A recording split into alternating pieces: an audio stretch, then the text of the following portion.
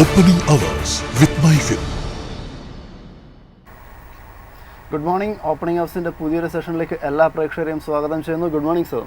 Happy morning Nikhil. എന്തായാലും ഇന്നത്തെ market നോക്കുകയാണെങ്കിൽ ഒരു നെഗറ്റീവായിട്ടുള്ള ഒരു സ്റ്റാർട്ട് തന്നെയാണ് മാർക്കറ്റിനെ സംബന്ധിച്ചിടത്തോളം ഉണ്ടായിരിക്കുന്നത്. അതായത് ഇന്നലത്തെ ഒരു മാർക്കറ്റിൻ്റെ പ്രകടനത്തെ സംബന്ധിച്ചിടത്തോളം നമുക്ക് എല്ലാവർക്കും അറിയാവുന്ന ഒരു കാര്യമായിരുന്നു. നിഫ്റ്റി 50യെ സംബന്ധിച്ചിടത്തോളം പുതിയ ചില മാറ്റങ്ങൾ, അതായത് CAS സെഷൻ കൂടി വന്നതിന് ശേഷം ഒരു 3:40 ഒരു ഫൈനൽ ക്ലോസിംഗ് ആകുന്ന രീതിയിലേക്കുള്ള ഒരു പുതിയൊരു സെറ്റിൽമെൻറ്റ് വന്നതിന് ശേഷമൊക്കെ ഉണ്ടായിരുന്ന മാറ്റങ്ങളൊക്കെ തന്നെ നമ്മൾ വാച്ച് ചെയ്തിട്ടുണ്ടായിരുന്നതാണ്. അവസാന നിമിഷങ്ങളൊക്കെ തന്നെ അതിൻ്റെ ഒരു ഇമ്പാക്റ്റ് നിലവിൽ ഇപ്പോൾ മാർക്കറ്റിൽ പ്രകടമാകുന്നുണ്ട്. ഗ്ലോബലി വരുന്ന ക്യൂസൊക്കെ തന്നെ നോക്കുകയാണെങ്കിൽ US മാർക്കറ്റുകളെ സംബന്ധിച്ചിടത്തോളം ഒരു മികച്ച പ്രകടനം തന്നെ, ശക്തമായ പ്രകടനം തന്നെ US വിപണികളുടെ ഭാഗത്ത് നിന്നൊക്കെ തന്നെ ഉണ്ടായിട്ടുണ്ടായിരുന്നു. നാസ്ഡാക്ക് നോക്കുമ്പോൾ ഏകദേശം 2% മുകളിലുള്ള ഒരു നേട്ടമുണ്ടാകുന്നുണ്ട്. S&Pയിലേക്ക് വരികയാണെങ്കിലും ഡൗ ജോൺസ് ഇൻഡെക്സ് നോക്കുകയാണെങ്കിലും ഒക്കെ തന്നെ 1% മുകളിലുള്ള ഒരു നേട്ടം രേഖപ്പെടുത്താൻ വേണ്ടിയിട്ടും സാധിച്ചിട്ടുണ്ടായിരുന്നു. ഗ്ലോബലി വരുന്ന ജിയോ പൊളിറ്റിക്കൽ അപ്ഡേറ്റ്സിലേക്ക് കൂടി കടക്കുകയാണെങ്കിൽ നിലവിലിപ്പോൾ US ഇറാൻ കാര്യങ്ങളൊക്കെ തന്നെ വീണ്ടും ചില രീതിയിൽ കുറച്ചുകൂടി സങ്കീർണമാകുന്ന ഒരു കാര്യമുണ്ടാകുന്നു. അതായത് ഡൊണാൾഡ് ട്രംപ് പറയുന്നത് ഇറാൻ ഒരു സമയം ചർച്ച വേണം എന്ന് പറയും, അത് കഴിഞ്ഞ ശേഷം അവർ ചർച്ചയ്ക്ക് ആവശ്യപ്പെട്ടിട്ടില്ല എന്ന് പറയും. അങ്ങനെ ഒരു കൃത്യമായിട്ടുള്ള ഒരു സ്റ്റാൻസ് നിലവിലിപ്പോൾ ഇറാൻ സ്വീകരിക്കുന്നില്ല എന്നൊരു കാര്യം നിലവിലിപ്പോൾ ഡൊണാൾഡ് ട്രംപ് പറയുന്നു. കൃത്യമായ രീതിയിൽ ഡീന്യൂക്ലിയറൈസേഷൻ അടക്കമുള്ള കാര്യങ്ങളിലേക്ക് അംഗീകരിക്കുന്നില്ലെങ്കിൽ ശക്തമായ രീതിയിലുള്ള ഒരു തിരിച്ചടി നിലവിലിപ്പോൾ US-ൻ്റെ ഭാഗത്ത് നിന്ന് വീണ്ടും ഇറാന് നേരെ ഉണ്ടാകാം എന്നുള്ള രീതിയിലുള്ള പരാമർശങ്ങളൊക്കെ തന്നെ ഉണ്ടായി വരുന്നു. നിലവിലെ ക്രൂഡ് പ്രൈസ് നോക്കുകയാണെങ്കിൽ 1% ഒരു അപ്സൈഡ് കാഴ്ചവെച്ചുകൊണ്ടുള്ള ഒരു ട്രേഡിങ്ങുമാണ് പുരോഗമിക്കുന്നത്. എന്നാലും $84, $85 പെർ ബാരൽ എന്ന് പറഞ്ഞ ഒരു നിരക്കിൽ മാത്രമേ ട്രേഡിംഗ് പുരോഗമിക്കുന്നുള്ളൂ. വലിയ രീതിയിലുള്ള ഒരു കുതിച്ചുചാട്ടമൊന്നും തന്നെ ക്രൂഡ് പ്രൈസിൽ നിലവിലിപ്പോൾ കാണാൻ വേണ്ടിയിട്ട് സാധിക്കുന്നില്ല. ഗോൾഡിൻ്റെ ഒക്കെ തന്നെ പ്രൈസ് നോക്കുകയാണെങ്കിലും ഓൾമോസ്റ്റ് ഒരു സ്റ്റഡി ആയിട്ടുള്ള ഒരു പെർഫോമൻസ് തന്നെയാണ്. അതായത് US-ൽ നിന്ന് ഒരുപാട് ലേബർ ഡേറ്റാസും മറ്റൊക്കെ വരാൻ വേണ്ടിയിട്ടുണ്ട്. ഈ ഒരു ലേബർ ഡേറ്റയ്ക്ക് അനുസൃതമായിട്ടായിരിക്കും US ഫെഡിൻ്റെയും മറ്റൊക്കെ തന്നെ ഒരു ഫ്യൂച്ചറിസ്റ്റ് തീരുമാനം ഉണ്ടാവുക. അതിൻ്റെയൊക്കെ തന്നെ ഒരു അനുസരണത്തിലാണ് നിലവിലിപ്പോൾ ഗോൾഡിൽ ഒരു ട്രേഡിംഗ് നടന്നുകൊണ്ടിരിക്കുന്നത്. അതുകൂടാതെ ഇന്ത്യയെ സംബന്ധിച്ചിടത്തോളം നോക്കുകയാണെങ്കിൽ നാളെ മോണിറ്ററി പോളിസി മീറ്റിംഗിൻ്റെ തീരുമാനങ്ങൾ കൂടി വരാൻ വേണ്ടിയിട്ട് പോവുകയാണ്. ഇന്നാണ് മീറ്റിങ്ങിൻ്റെ 2ാം ദിനമായിട്ട് ഉള്ളത്. നിലവിലെ ഒരു ഫോർകാസ്റ്റൊക്കെ തന്നെ നോക്കുകയാണെങ്കിൽ റിസർവ് ബാങ്ക് റേറ്റ്സ് മാറ്റമില്ലാതെ 5.25% എന്ന് പറഞ്ഞ ഒരു നിരക്കിൽ തന്നെ നിലനിർത്താൻ വേണ്ടിയിട്ട് തന്നെയായിരിക്കും ഏറ്റവും സാധ്യത കൂടുതൽ. എന്നാൽ വിപണിയൊക്കെ തന്നെ ഉറ്റുനോക്കുന്ന മറ്റൊരു പ്രധാനപ്പെട്ടിട്ടുള്ള ഒരു റീസൺ എന്ന് പറഞ്ഞെങ്കിൽ ആ ഒരു മീറ്റിങ്ങിന് ശേഷം നിലവിലിപ്പോൾ RBI ഗവർണറായിട്ടുള്ള സഞ്ജയ് മൽഹോത്ര ഏത് രീതിയിലുള്ള ഒരു കമൻ്ററി ആയിരിക്കും ഇന്ത്യൻ എക്കോണമിയെ സംബന്ധിച്ചിടത്തോളം, റിസർവ് ബാങ്കിൻ്റെ ഒരു ഫ്യൂച്ചറിസ്റ്റിക് ആയിട്ടുള്ള ഒരു വ്യൂയെ സംബന്ധിച്ചിടത്തോളം, സ്റ്റാൻസിനെ സംബന്ധിച്ചിടത്തോളം ഒക്കെ തന്നെ നടത്തുക എന്നുള്ള കാര്യങ്ങളൊക്കെ തന്നെയായിരിക്കും ഏറ്റവും ഇമ്പോർട്ടൻ്റ് ആയിട്ട് വരും ദിവസങ്ങളിൽ വിപണിയെ സ്വാധീനിക്കാൻ വേണ്ടിയിട്ട് ഏറ്റവും ശേഷിയുള്ള കാര്യങ്ങളായിട്ട് വിപണിയിൽ നിലനിൽക്കുന്നത്. അതിലേക്കൊക്കെ തന്നെ കടക്കുന്നതിന് മുമ്പ് എനിക്ക് തോന്നുന്നു ഇന്നലത്തെ ക്ലോസിംഗ് കൊണ്ട് പറഞ്ഞു തന്നെയായിരിക്കും ഇന്ന് തുടങ്ങുന്നത് ഏറ്റവും കൂടുതൽ അനുയോജ്യമെന്ന് തോന്നുന്നു. കാരണം പലർക്കും ഒരുപാട് കൺഫ്യൂഷനായിരുന്നു ഇന്നലത്തെ ഒരു ദിവസം സമ്മാനിച്ചത്. Happy morning viewers. അല്ല, നിഖിൽ പറഞ്ഞു വളരെ കറക്റ്റാണ്. കൺഫ്യൂഷൻ ആണോ എന്ന് വെച്ചാൽ കൺഫ്യൂഷനാണ്. കാര്യം വെച്ചാൽ ഇന്നലെയാണ് ആ സിസ്റ്റം ഇൻട്രൊഡ്യൂസ് ചെയ്തതെന്നുള്ളത്. നമ്മൾ ഇന്നലെ രാവിലെ ഓപ്പണിംഗ് അവേഴ്സിലെ നിഖിൽ നമ്മൾ പറഞ്ഞിരുന്നു. അതായത് ഒരുപാട് കാര്യങ്ങൾ പോസിറ്റീവായിട്ട് മാർക്കറ്റിനുള്ളതുകൊണ്ട് മാർക്കറ്റ് പൊതുവെ പോസിറ്റീവായിട്ടായിരിക്കാം ഒരു പക്ഷേ ഇന്നലെ മാർക്കറ്റ് മൂവ് ചെയ്യണമെന്നും നമ്മൾ പ്രത്യേകം എടുത്ത് പറയുന്നു. ഒരു പക്ഷേ ക്ലോസിംഗ് വരുമ്പോൾ നല്ല രീതിയിലായിരിക്കാം മാർക്കറ്റ് ക്ലോസ് ചെയ്യണമെങ്കിൽ പോലും നിങ്ങളൊന്ന് സൂക്ഷിക്കണം എന്നുള്ള രീതിയിൽ പറഞ്ഞത്. അപ്പോൾ ഒരുപാട് കാര്യങ്ങൾ നമ്മൾ പറഞ്ഞു. അതിൽ നമ്മൾ എപ്പോഴും പറഞ്ഞത് എന്താ, എപ്പോഴും പറയുന്ന സിമ്പിളായിട്ടുള്ള കാര്യം, when everybody becomes positive be careful about the markets എന്നുള്ളത് ഒന്നാമത്തെ കാര്യം. രണ്ടാമത് നമ്മൾ പറഞ്ഞില്ലേ, മറ്റുള്ള ഡേറ്റാസ് നമ്മളത് ഇൻഡെക്സിലെ ഓപ്ഷൻസിലാണെങ്കിലും ശരി, മറ്റുള്ള ഡേറ്റാസ് വെച്ച് നോക്കുകയാണെങ്കിലും ശരി, മാർക്കറ്റ് എവിടെയൊക്കെ ഒരു ഓവർ ബോട്ടായിട്ടുള്ള സിറ്റുവേഷൻ ആണോ എന്നുള്ളൊരു സംശയം കൂടി പറഞ്ഞു. അത് മാത്രമല്ല ഇന്നലെ ക്യാഷ്, അതായത് ഈ ന്യൂ ക്ലോസിംഗ് ഓപ്ഷൻ സെഷൻ അല്ലേ, അത് ഇൻട്രൊഡ്യൂസ് ചെയ്തതിൻ്റെ ഒരു കൺഫ്യൂഷൻ തീർച്ചയായിട്ടും ഇന്നലെ ഉണ്ടാവുന്നുള്ളത് എനിക്കിപ്പോഴും ഓർമ്മയുണ്ട്. അതായത് ഇപ്പോൾ രാവിലെ 9 തൊട്ട് 9:15 ഒരു പ്രീ ഓപ്പണിംഗ് സെഷൻ ഉണ്ടല്ലോ, അത് ഇൻട്രൊഡ്യൂസ് ചെയ്തപ്പോഴും ഇതേപോലെ ഒരു കൺഫ്യൂഷൻ ഉണ്ടായിരുന്നു എന്നുള്ള. മാനിപ്പുലേഷൻ ഒന്നുമല്ല കാര്യം, ഇത് പലർക്കും എന്താണ് ചെയ്യേണ്ടതെന്ന് അറിയില്ല, എന്താണെന്ന് അറിയില്ല എന്നുള്ളതൊക്കെ ഒരു ഇമ്പോർട്ടൻ്റ് ആയിട്ടുള്ള ഒരു ഫാക്ടറായിട്ട് തന്നെ നിലനിൽക്കുന്നു എന്നുള്ളത്. അപ്പോൾ അതേപോലത്തെ നമ്മൾ പറയുന്നത് ടീത്തിങ് ഇഷ്യൂസ് ആണ്. അതായത് ആദ്യത്തെ ആ ഒരു കണക്ടിവിറ്റി അതൊന്ന് നോർമലൈസ് ചെയ്യാനുള്ള പ്രോബ്ലം ഉണ്ട്. അത് തന്നെയാണ് ഇന്നലെ ഇന്ത്യൻ മാർക്കറ്റിൽ ക്ലോസിങ്ങിലും സംഭവിച്ചത് എന്നുള്ള. സാധാരണ നമുക്ക് ഇതുവരെ ഇന്നലത്തേന് മുമ്പേ വരെ ഈ closing price of stocks, especially F&O stocks, നമ്മൾ തീരുമാനിച്ചിരുന്നത് എപ്പോഴും ഒരു ഒരു വോളിയം വെയ്റ്റഡ് ആവറേജ് പ്രൈസിലായിരുന്നു. ലാസ്റ്റ് 30 മിനിറ്റ്സ് 3 തൊട്ട് 3:30 വരെ ഒരു വോളിയം വെയ്റ്റഡ് ആവറേജ് പ്രൈസ്, അത് എത്ര വോളിയം നടക്കുന്നു, എത്രയാണ് ആവറേജ് പ്രൈസിൽ ട്രേഡ് നടക്കുന്നത് എന്നൊക്കെ വെച്ചിട്ടായിരുന്നു ഒരുമാതിരി ക്ലോസിംഗ് പ്രൈസൊക്കെ നിശ്ചയിച്ചത്. എന്നാൽ ഇന്നലെ മുതൽ ആ സിസ്റ്റം മാറ്റി. 3:15 ഇതിപ്പോൾ നോൺ F&O സ്റ്റോക്സിൽ യാതൊരു പ്രോബ്ലം ഇല്ല. F&O ബേസ്ഡ് ആയിട്ടുള്ള മെയിൻ ലൈൻ ബിഗ് സ്റ്റോക്സിൽ 3:15 അവിടെ വെച്ച് ട്രേഡിംഗ് നിന്നതിന് ശേഷം പിന്നെ ഒരു 15 മിനിറ്റ് എന്ന് പറയുന്നത് ഓപ്ഷനിൽ കൂടിയാണ് അതിൻ്റെ പ്രൈസ് തീരുമാനിക്കുക എന്നുള്ള ഡിസിഷനിലേക്ക് സെബി പോയി. ശരിക്കും സെബിയും എക്സ്ചേഞ്ചസും ഇത് എടുത്തത് മാർക്കറ്റിൻ്റെ ഹെൽത്തായിട്ട് നല്ല ഹെൽത്തിന് വേണ്ടിയിട്ടാണ് എന്നുള്ള കാര്യത്തിൽ യാതൊരു സംശയമില്ല. പക്ഷേ അതിൻ്റെ ഒരു ടീത്തിങ് ഇഷ്യൂ, കാര്യം ഇതെന്താണെന്ന് മനസ്സിലാക്കാനായിട്ട് കുറച്ച് താമസം ഉണ്ടാവും എന്നുള്ള കാര്യത്തിൽ നമുക്ക് സംശയമില്ല. അപ്പോൾ അതിനകത്ത് ഇന്നലെ ഒരുപാട് കാര്യങ്ങൾ സംഭവിച്ചു. അതായത് ഇപ്പോൾ നിഫ്റ്റി ക്ലോസ് ചെയ്യണതും സെൻസെക്സ് ക്ലോസ് ചെയ്യണം തമ്മിൽ യാതൊരു രീതിയിലും ഒരു ബന്ധമില്ലാതായിപ്പോയി. പണ്ടെന്ന് പറഞ്ഞാൽ നമുക്ക് ഇപ്പോൾ ഒരു നിഫ്റ്റിയുടെ ക്ലോസിങ് കാണുമ്പോൾ തന്നെ ഇത്രയും പോയിൻറ്റ്സ് മൾട്ടിപ്ലൈ ചെയ്ത് കഴിഞ്ഞാൽ നമുക്ക് സെൻസെക്സിൻ്റെ കിട്ടും എന്നൊരു കണക്ക് ഒരു ആർബിട്രലി നമുക്ക് പറയാമായിരുന്നു. ഇപ്പോൾ ഇന്നലെ എന്ന് പറഞ്ഞാൽ അത് കംപ്ലീറ്റ് തെറിച്ചു പോയി എന്നുള്ള കാര്യം. രണ്ടിലും ഈ ഓപ്ഷൻ സെഷനിൽ സംഭവിച്ച ട്രേഡിംഗ് എന്ന് പറഞ്ഞാൽ വളരെ കുറവാണ്. ഒരു കാര്യം ശ്രദ്ധിക്കേണ്ട ഒരു കാര്യമുണ്ട്. എന്തുകൊണ്ട് എൻ്റെ അടുത്തും പലരും ചോദിച്ചിട്ടുണ്ട്, എന്തുകൊണ്ട് സെൻസെക്സ് പറയുന്നില്ല, ഞാൻ നിഫ്റ്റി മാത്രം എപ്പോൾ നോക്കിയാലും ഞാൻ നിഫ്റ്റി 50 സെൻസെക്സിനെ കുറിച്ച് ഞാൻ അധികം പറയുന്നത്. ഞാൻ BSE എന്ന് പറയുന്ന ഒരു പ്രൈവറ്റ്ലി ഹെൽഡ് കമ്പനിയാണ്. അത് മോശമാണെന്നല്ല, വളരെ ബ്യൂട്ടിഫുൾ ആണ്, നല്ല ഒരു സ്റ്റോക്കും ആണെന്നല്ല. ഞാൻ NSE എന്തുകൊണ്ട് പറയുന്നു വെച്ചാൽ കുറച്ചുകൂടെ പ്രൈസ് ഡിസ്കവറി മെക്കാനിസം കുറച്ചുകൂടി നാഷണൽ സ്റ്റോക്ക് എക്സ്ചേഞ്ചിലാണ് നടക്കുന്നത്. ഇപ്പോൾ ഇന്നലെ തന്നെ 3:15 ശേഷം നമ്മൾ മാർക്കറ്റ് നോക്കുകയാണെങ്കിൽ ഇന്നലെ ടേൺ ഓവർ ഭയങ്കരമായിട്ട് NSE ഉണ്ടായിരുന്ന BSE-യിലായിരുന്നു. കാരണം എന്താ, NSE-യിലാണ് ഇൻസ്റ്റിറ്റ്യൂഷൻസ് ഏറ്റവും കൂടുതൽ അവർ ഇൻവോൾവ് ചെയ്യുന്നത്. അത് ബൈയിങ് ആയിക്കോട്ടെ സെല്ലിംഗ് ആയിക്കോട്ടെ, ലാർജ് FI ആയാലും ശരി, ലാർജ് ഡൊമസ്റ്റിക് ഇൻസ്റ്റിറ്റ്യൂഷൻ ഇൻവെസ്റ്റേഴ്സ് അല്ലെങ്കിൽ മ്യൂച്വൽ ഫണ്ട്സോ എന്തോ ആവട്ടെ, അവരുടെ കൂടുതൽ ആക്ടിവിറ്റിയും ടേൺ ഓവറും NSE-യിലുള്ളതുകൊണ്ട് BSE-യിലല്ല എന്നുള്ള കാരണത്താൽ ഞാൻ എപ്പോഴും എൻ്റെ ബെഞ്ച് മാർക്ക് എന്ന് പറഞ്ഞാൽ ഞാൻ കണ്ണടച്ച് ഫോക്കസ്ഡ് ആയിട്ട് നിഫ്റ്റി മാത്രമേ നോക്കുള്ളൂ. സെൻസെക്സ് ഞാൻ നോക്കാറില്ല എന്നുള്ളതാണ് അതിനകത്തുള്ള വാസ്തവം. അതുമാത്രമല്ല NSE-യുടെ ലിസ്റ്റിംഗ് നോംസ്, അതായത് ഒരു കമ്പനി ഒരു എക്സ്ചേഞ്ചിൽ ലിസ്റ്റ് ചെയ്യണമെങ്കിൽ അത് പാലിക്കേണ്ട കുറേ റൂൾസും റെഗുലേഷൻസും കംപ്ലയൻസ് ഉണ്ട്. അത് നാഷണൽ സ്റ്റോക്ക് എക്സ്ചേഞ്ച് എസ്പെഷ്യലി അത് ഗവൺമെൻറ് ബാക്ക്ഡും BSE എന്ന് പറയുന്ന ഒരു പ്രൈവറ്റ് ഓർഗനൈസേഷൻ ബാക്ക്ഡും ഒക്കെ ആയതുകൊണ്ട് കുറച്ചുകൂടെ ലിസ്റ്റിംഗ് നോംസ് സ്ട്രിഞ്ചൻറ്റും വളരെ നല്ല മെക്കാനിസവും കൊണ്ടുവന്ന് നാഷണൽ സ്റ്റോക്ക് എക്സ്ചേഞ്ചിൻ്റെയാണ്. മൂന്നാമത്തെ ഒരു കാര്യം, ഈ ടെക്നോളജിയുടെ കാര്യത്തിലും NSE is way up than BSE എന്നുള്ള രീതിയിലേക്കാണ് വരുന്നതെന്നുള്ള. അപ്പോൾ ഒരുപാട് കാര്യങ്ങൾ കൊണ്ടും ഒരു നാഷണൽ സ്റ്റോക്ക് എക്സ്ചേഞ്ചിനെയാണ് ഞാൻ കൂടുതലും ഡിപ്പെൻഡ് ചെയ്യുന്നത്. ഇന്നലെ തന്നെ നമ്മൾ ഇതിനകത്തുള്ള ആ ഡൈവേർജൻസ് BSE-യും നിഫ്റ്റിയും തമ്മിലുള്ള ഡൈവേർജൻസ് നോക്കുകയാണെങ്കിൽ അത് വളരെ വലുതായിരുന്നു. That was basically because the participation of institutions were high in National Stock Exchange and low in BSE എന്നുള്ള രീതിയിലേക്കാണ്. ഞാൻ എൻ്റെ ചെറിയ മെൻഷനിങ്ങും അതിൻ്റെ ആ ഡിഫറൻസും ഒക്കെ ഞാൻ പോകെ നമുക്ക് പറയാമെന്നുള്ളതാണ്. എനിക്ക് ഒരു കാര്യമാണ് പ്രേക്ഷകരുടെ അടുത്ത് പറയാനുള്ളത്. അതായത് നാളെ 5 മണിക്ക് നമ്മുടെ ഒരു സ്പെഷ്യൽ പ്രോഗ്രാം യൂട്യൂബിൽ ലൈവ് പോകുന്നുണ്ട്. അതിൻ്റെ ബിസിനസ് ഡയലോഗ് എന്നാണ് ആ ഒരു സ്പെഷ്യൽ ഷോൻ്റെ പേര്. അത് ബേസിക്കലി നമ്മൾ നാളത്തെ ടോപ്പിക് എന്ന് പറഞ്ഞാൽ ഈ ആർട്ടിഫിഷ്യൽ, ഇത് ഞാൻ എന്തുകൊണ്ടെന്ന് വെച്ചാൽ പല പ്രേക്ഷകരും നമ്മളോട് ചോദിച്ചിരുന്നു. അത് മാത്രമല്ല ടെക് ഇൻഡസ്ട്രിയിൽ ഒരുപാട് പേരും ഈ സ്റ്റോക്ക് മാർക്കറ്റായിട്ട് ഇൻവോൾവ് ഇല്ലാത്തവരായിരിക്കാം, അവർ പലവരും ചോദിച്ചിരുന്നു ഈ AI-യുടെ കാര്യം എങ്ങനെയാണ്. അത് മാത്രമല്ല ഒരുപാട് സ്റ്റുഡൻസും നമ്മൾ പല ക്യാമ്പസുകളിൽ പോയപ്പോഴും ചോദിച്ചു ഈ ആർട്ടിഫിഷ്യൽ ഇൻ്റലിജൻസ് എന്ന് പറയുന്നതിൻ്റെ പ്രോഫിറ്റബിലിറ്റി എങ്ങനെയാണ്, അതിൽ ജോലി പോവോ എന്നൊക്കെയുള്ള കാര്യത്തിൽ ഒരുപാട് പേർക്ക് സംശയമുണ്ട് എന്നുള്ള. അപ്പോൾ അതിനെ ബേസ് ചെയ്ത് നാളെ ബിസിനസ് ഡയലോഗ് എന്ന് പറഞ്ഞൊരു സ്പെഷ്യൽ പ്രോഗ്രാം നമ്മൾ 5 മണിക്ക് യൂട്യൂബിൽ എയർ ചെയ്യുന്നു. അത് ഹോസ്റ്റ് ചെയ്യണത് നമ്മുടെ ഫെല്ലോ കൊളീഗായിട്ടുള്ള തോമസ് ആണ് എന്നുള്ള. അതിൻ്റെ ഗസ്റ്റ് പാനലിലാണ് എനിക്ക് ഏറ്റവും കൂടുതൽ സന്തോഷമുള്ളത്. ഒന്ന് എന്ന് പറയുന്നത് കേരള സ്റ്റാർട്ടപ്പ് മിഷൻ്റെ CEO ആയിട്ടുള്ള mister Anoop P. Ambika.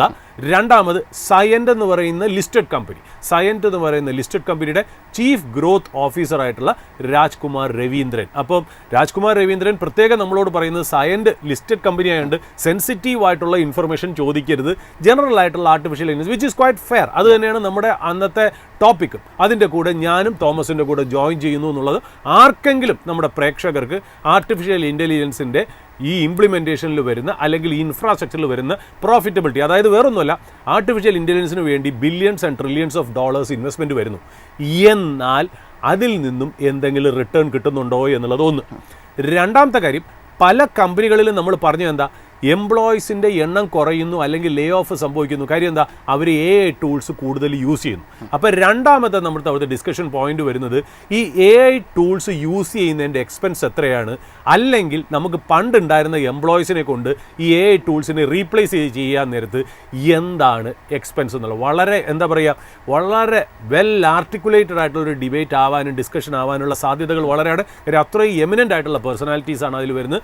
Thomas അത് ഹോസ്റ്റ് ചെയ്യുന്നു എന്നുള്ളതാണ് അതിനകത്തുള്ള വേറൊരു പ്രത്യേകത എന്ന് പറയുന്നത്. അപ്പോൾ ഈ കാര്യങ്ങളൊക്കെ കൂടെ കൊണ്ട് ഞാൻ ഒന്ന് പ്രേക്ഷകരോട് ഞാൻ ഈ ഓപ്പർച്യൂണിറ്റി യൂസ് ചെയ്ത് പറയുന്നു. ആർക്കെങ്കിലും ഇൻട്രസ്റ്റ് ഉണ്ടോ, അതിൽ അറിയണമെന്ന് താല്പര്യം ഉണ്ടെങ്കിൽ, അതായത് സിമ്പിളായിട്ടുള്ള കാര്യം അതായത് ആർട്ടിഫിഷ്യൽ ഇൻ്റലിജൻസ് ടൂൾ യൂസ് ചെയ്യുന്നതാണോ നല്ലത്, അല്ലെങ്കിൽ നേരത്തെ ഉണ്ടായിരുന്ന പോലെ ഹ്യൂമൻസ് വെച്ചാണോ ഒരു കമ്പനി മുന്നോട്ട് പോകുന്നതിൻ്റെ പ്രോഫിറ്റബിലിറ്റി എന്നുള്ള പല സ്റ്റഡീസും അതിൻ്റെ ഡെലിബറേഷൻസും ഡിസ്കഷൻസും ഡിബേറ്റുമാണ് നാളെ നടക്കുന്നത്. പറ്റുമെങ്കിൽ ഇഷ്ടമുള്ളവർക്ക് അത് കാണാം എന്നുള്ളത് പറഞ്ഞുകൊണ്ട് തന്നെ ഞാനിന്ന് ഓപ്പണിംഗ് അവേഴ്സ് തുടങ്ങിയിരിക്കുന്നു എന്നേ ഉള്ളൂ. അപ്പോൾ ഇന്ന് ഞാൻ let me start off with a positive news. നമുക്ക് ഈ ക്യാഷും ഈ പറയുന്ന പോലെ ഓപ്ഷൻ സെറ്റിൽമെൻറ്റും ഒക്കെ നമുക്ക് ലാസ്റ്റത്തേക്കാവും.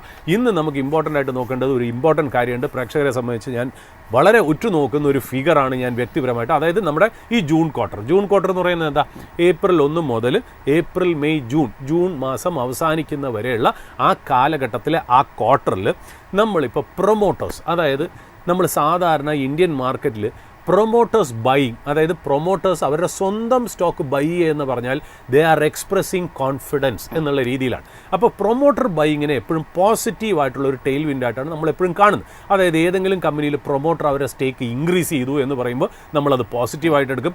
ഏതെങ്കിലും കമ്പനിയിൽ പ്രൊമോട്ടർ സ്റ്റേക്ക് സെല് ചെയ്തു എന്ന് പറഞ്ഞാൽ അത് നെഗറ്റീവായിട്ട് എടുക്കും.